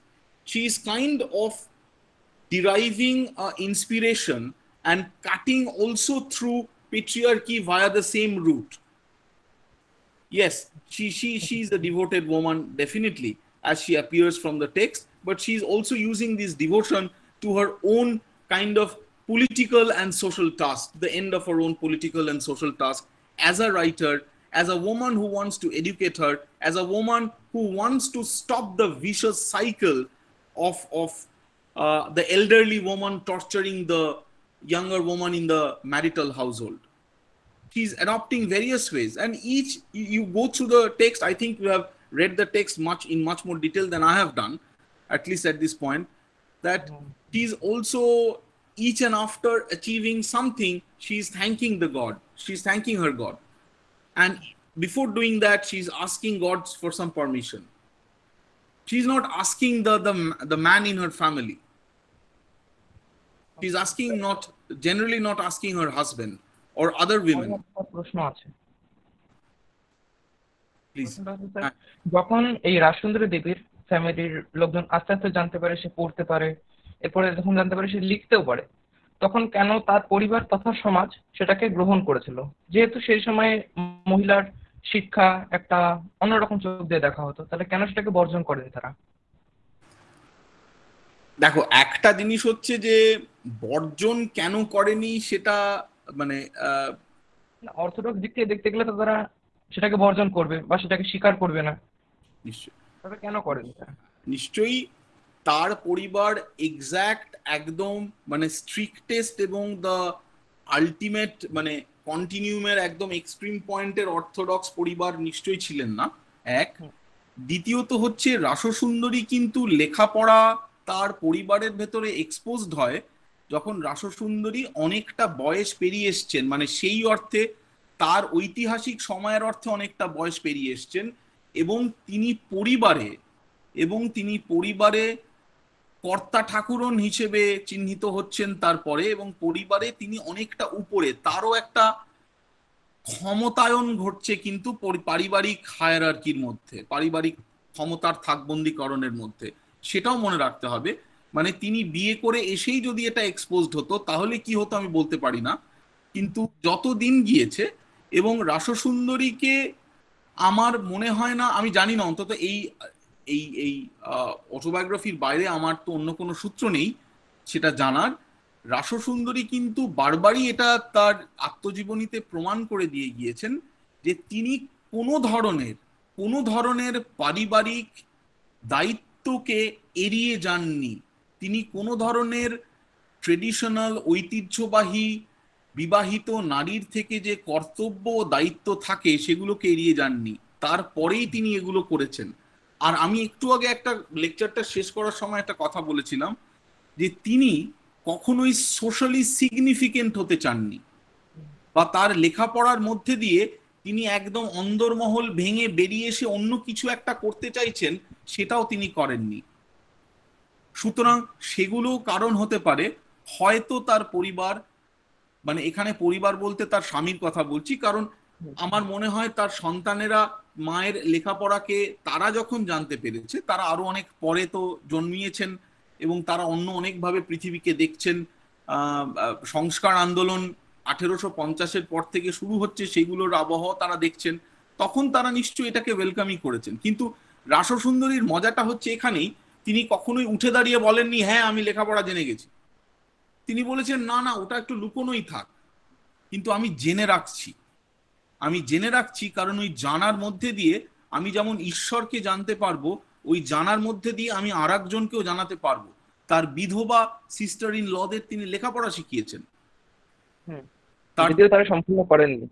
হ্যাঁ, যদিও তারা সম্পূর্ণ করেননি, না সেটা আলাদা জিনিস, সেটা তো তার এক একটা প্রেক্ষিতে তারা কি করতে পারছেন কতদূর সেটা ব্যক্তিগত স্তরের। আমি বলছি যে তিনি এই প্রচেষ্টাগুলো করেছেন একেবারে প্রায় নীরবে থেকেই। হয়তো তা সেই জন্য একটা কারণ হতে পারে যে তার প্রতি কোনো সেই অর্থের আক্রমণ নেমে আসেনি, বা আক্রমণ নেমে এসেছিল কিনা তাও আমরা ঠিক জানি না, তিনি হয়তো এড়িয়ে গেছেন। তার কারণ আক্রমণ নেমে আসার বোধহয় একটা ভয় ছিল, তার কারণ তিনি যখন গোপনে প্রায় 25 বছর বয়সে লেখাপড়া করতে শুরু করেন, সেই সময় 25 বছরের মহিলা, তার সামাজিক বয়সটা অনেক। তিনি কিন্তু উল্লেখ করেছেন খুব স্পষ্টভাবে তার পরিবারের প্রত্যেক মহিলাদের সঙ্গে ভীষণ সদ্ভাব এবং ভাব ভালোবাসা, তাও তাদেরও তিনি জানাননি। একমাত্র কয়েকজন নিম্ন শ্রেণীর কাজের লোকই হয়তো এক দুজন জানতেন যে এই বাড়ির এই বউ লেখাপড়া করে রাত্রিবেলা লুকিয়ে। সুতরাং তার নিজস্ব কিছু হয়তো টেকনিক্যাল স্ট্র্যাটেজিও ছিল, এবং যখন জিনিসটা সামনে আসতে শুরু করে তখন আমি বললাম যে ওই পরিবারের ভেতরে ক্ষমতায়নের স্তরে তার জায়গাটাও কিন্তু ক্রমাগত উপরে যাচ্ছে, তাকে আক্রমণ করাও অত সহজ নয়, কারণ তিনি এমন কিছু করেননি যেটা হিন্দু পরিবারের লজ্জার কারণ হয়ে দাঁড়ায়। তার কারণ এত লেখাপড়া করেও একটা জায়গা রয়েছে তার আত্মজীবনীতে যেখানে তিনি বলছেন যে তার স্বামীর ঘোড়া ছিল জয়হরি, সেই ঘোড়ায় চেপে তার এক ছেলে এসেছে এবং তাকে ডাকা হচ্ছে যে তোমার ছেলে ঘোড়ায় চেপে এসছে, তুমি দেখতে এসো। তিনি লজ্জায় বাইরে যেতে পারছেন না ঘোমটা তুলে, কারণ তার মতে এটা একটা শ্লেষও হতে পারে, কিন্তু তিনি লিখছেন, এটা ব্যঙ্গ হতে পারে কিন্তু তিনি লিখছেন এভাবেই সরলভাবে যে তার মতে ওই ঘোড়ার ছেলের সামনে অবগুণ্ঠন মুক্ত হয়ে মায়ের দাঁড়াতে কোনো অসুবিধা নেই, কিন্তু ঘোড়া তো তার স্বামীর ছিল, স্বামীর মতোই মর্যাদাপূর্ণ সেই ঘোড়া যার নাম জয়হরি, তার সামনেই বা তিনি ঘোমটা তুলে সেই ঘোড়ার সামনে দাঁড়ান কিভাবে? সুতরাং অদ্ভুত কিছু মজা রয়েছে, অদ্ভুত কিছু মজা রয়েছে। তিনি বারংবার বলছেন আমি খুব ভীতু, ছোটবেলা থেকেই রাসসুন্দরী নিজের যে বিবরণ দিচ্ছেন তিনি বারবার বলছেন তিনি খুব ভীতু, তিনি অল্পতেই কাঁদেন, কিন্তু আদতে দেখা যাচ্ছে তার ভয় নেই, তিনি অ্যাচিভ করতে চাইছেন। Thank you. আজ মানে এই অবধি বললাম আর কি, অনেকটাই। Well, Professor Biswas, I have a question, if you permit me. Hello, am I audible? Please. I hope I am. Well. Actually, it has been absolutely brilliant, presentation.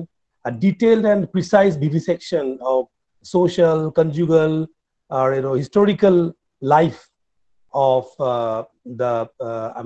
Rassundari Dashi. My question is that it has been always reflected in your speech that she was deeply religious from her childhood days, being under the influence of her mother, and then when she went to a law's house also, she was under the deep influence of her mother-in-law, that she has been always very, sincerely religious. Now, she actually started learning, when she was about 26 or 25 years old, mainly because driven by two reasons. Number one, that she was being provoked by her son to write letters to him. Just reading why I'm not writing letters to me. And number two, she wanted to read Chaitanya Chaitamrita on her own. And for this reason, she needed to learn literacy. Question is that she has always believed in dualism, the Vaishnava philosophical speculation. According to that, she believed in dualism. Now, had she believed in monism, that Advaita, that I am the Brahma, then that had that been a bit easier for her to deny the patriarchal structure, or to be more vocal in her attempt to negotiate with the patriarchal structure that she found herself surrounded by. Had it been a bit easier if she had been influenced by the Vedantic philosophical speculation that I am the Brahma, I am not less in any terms with other people around me, no question of gender division I'm going to allow. How do you look at this issue? Yeah. This is really a difficult question for me to answer, but I'll try to answer in one way. I'm not very conversant in the divisions, but to answer at least a part of your question is that women in a gendered society, in a gendered structure, highly gendered society such as South Asian cultures and societies are, they're twice gendered, being a woman and being other a thing.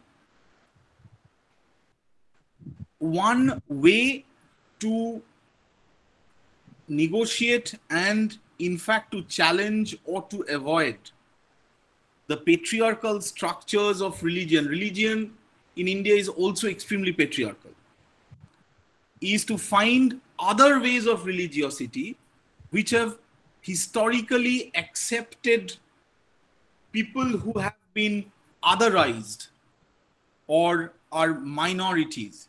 So the Bhakti movement, in whatever form it is, with its long and very complex history in various parts of India, in south, west and eastern parts of India, have accepted and have in a way in certain ways, maybe not entirely, in certain ways, also encouraged casteless or a reduction of the pressures of a caste society in their teachings or in their appeal to the popular mind. In a way, women have always, maybe in certain ways, found the Bhakti movement, which challenged various structures of established religion, a much more suitable way to express their concern and their yearning for an outer world. And the outer world here is the kind of a religious world or religious thinking beyond the structures of the strict structures of a home. This is a kind of a space which is historically and socially constructed and used by women and other sections of the society to express themselves without fear. So to me, I'm again saying that I'm not being able to answer your question in a proper way, but I'm trying to. But this becomes a space, this bhakti and the direct relationship with the God, without the middle passages, without the strictures, without the shastras as such, but obviously with texts, obviously with other forms such as the kirtans and the padavalis, that other sections of the society, extremely otherized and gendered sections of the society, have found it more suitable to use it to their own purpose. Either a way to challenge established patriarchy, or a way to express themselves, or to negotiate a mind of her own in her own ways, maybe in such ways. I'm sorry that I couldn't answer your question in a proper way. But it's been really very rewarding listening to you always. We could have gone further, but we have to follow the time constraint as well. But it has been really brilliant, very penetrating also. And where yes, Anirbandha. Yeah, we have a considerable number of questions here, and yes, questions are here. The idea of God, man-centric, yes, and how she came out of the orthodox social system, and you raised up the question regarding the Advaita system, and I think this is Advaita negation is a kind of masculinist appeal, association with it. This performative is wherein the Bhakti system, the Bhakti cult, where the idea of Bhakt came from the word Vibhakt. Very submissive, yes, way of manner. The femininity inherent, implicit within the organization of the system. So this kind of denial, this kind of performative is a kind of political kind of thing. It has its political implications when the woman is performing her transcendence within the constraints of the immanence, within the constraints of the domesticities. So therefore, this kind of performance, kind of denial of subversion in such a way is a sort of, has that kind of feminine kind of grace connected, which is not rather that masculinist Advaita negation. So this is more a bit politically charged and highly performative. Absolutely. Can we pick some questions, because there are some questions already asked in the inbox. That would have been brilliant if we get some time to address these questions as well. Anirbandha. We can pick up only one question. Okay. One question, and then we'll go to the concluding remark. Right. What do you think? Yes, we can go for one or two questions, because some of the very important questions I find flashed out on the screen. So if you can attend this question, that would be so brilliant. Hello. Sushmita is Hello. Here. Hello. Go on with the question, Sushmita. Sorry, Yeah. just sorry, before I respond to this, there's a comment from a participant, Dolly Limbu. Sorry, I did respond that answer in Bangla. I'm really sorry for that because the question was in Bangla. and I kind of impulsively responded that in Bangla. I'll keep in mind that if I answer any more further queries or questions in English. Sorry for that. Hello. Hello. Yes, please go ahead. Yes, I can Yes, hear I you. am Sushmita Das from Santipur College. As a devotee woman, she is continuously thanking her God or taking permission from Him, but it's not lacking of self-belief of the existence. So, woman, it's my question. Question. Now, I'm trying to respond in my own way. The question is very interesting. That in her historical time, Rassundari's historical time did not, in a general way, allow women to be, what should I say, extremely expressive in their choices, or extremely or in ways give them a chance to choose their self and their agency. Such was the historical context. The historical context is always an evolving thing, and things evolved after that. And it's still evolving now, at least partly. So Rassundari and any other woman, to say, in ways did not have any lack of self-confidence in that. If she would have lacked self-confidence, she would have not achieved what she achieved, partly in her life, and we would have not been discussing her today. But she had to choose a way of covering her self-confidence, her very strong self-confidence, in the guise of a feminine language, of a feminine world of religiosity, of a feminine way of always acknowledging the master of the house. This is a strategic, no, that this is a strategy she followed. This is not this is the connection with the God, or the communication with the God is not on her part a kind of a lack of self-confidence, but is also a kind of a strategy that women are expected to be the devout. They are expected to be chaste. They are expected to be pious. And through all these qualities, maintaining all these qualities, she is constantly cutting across the lines of patriarchy and positing her points and performing her task.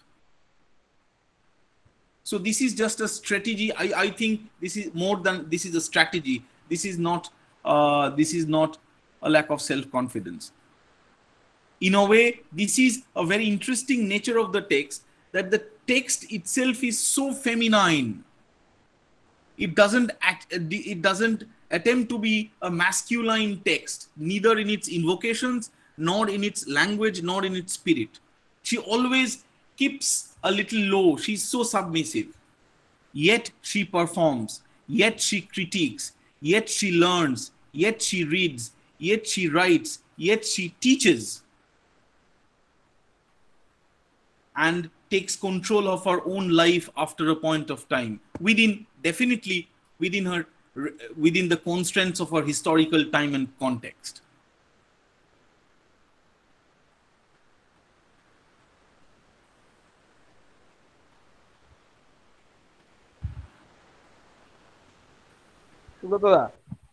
And it is very yes, actually, very difficult for us to see Professor Chandrima Bhattacharya, our respected principal, has been here from the very beginning. That's great. This is very encouraging for us. Absolutely, that she has been all the way with us. It's so, what should I say, satisfying for all of us that she has been all the way with us. Actually, it's so difficult to call it a day, because how Professor Biswas moves on, and with the enigmatic kind of way how he speaks, very difficult to call it a day. But still, we have to go by the rule of time. That it's been an absolutely brilliant presentation, very enlightening, penetrating, insightful, and we have been deeply enlightened by your by your thoughts, ideas, and what should I say, the kind of treatment that you have found from the text, it's been absolutely very useful for all of us. Excuse me, sir.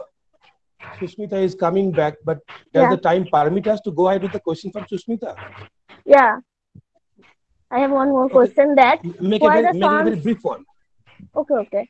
Why Rassundari's sons used the title Sarkar instead of Way? Why that was the title of her father, Way. Sorry, the question is clear to me. Why did the sons of Rassundari use the title Sarkar instead of the title Way when casteism was rampant at that time? I think I have a family tree of this household. If I can find it.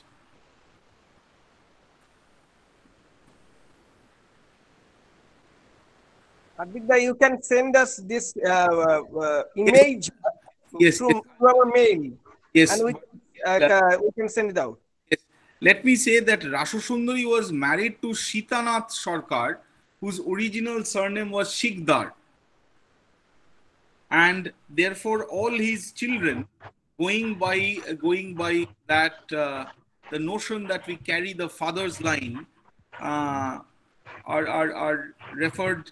The surname is Sarkar, as I find it, and this is the same family who owns the Anandabajar Potrika, till down to Ovik and others, Ovik Sarkar and others.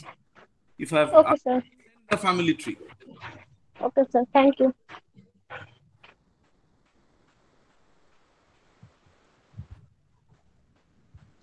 Well, we have been so fortunate to have Dr. Biswas all the way. And actually what happens, I thought that it might be a split session, but it has never been a split session where Professor Murmu left. Exactly from there, Professor Biswas took up. So it was absolutely an interconnected session. And I would say both the speeches have been so deeply complementary also each other. And it has enriched the entire effort that we have tried to put forward today. So we are so deeply indebted, and thank you everybody, all the scholars, students, teachers, educators joining us all across the country. It is always so wonderfully rewarding to hear Professor Biswas, because we have got the opportunity earlier also in Santipur College. So we'll be waiting for another session with him, such an academically engaging session. Thank you so much, everybody. We hope tomorrow we are again coming together. Another engaging session we're expecting it to be. Thank you so much. Have a great day. Thank you.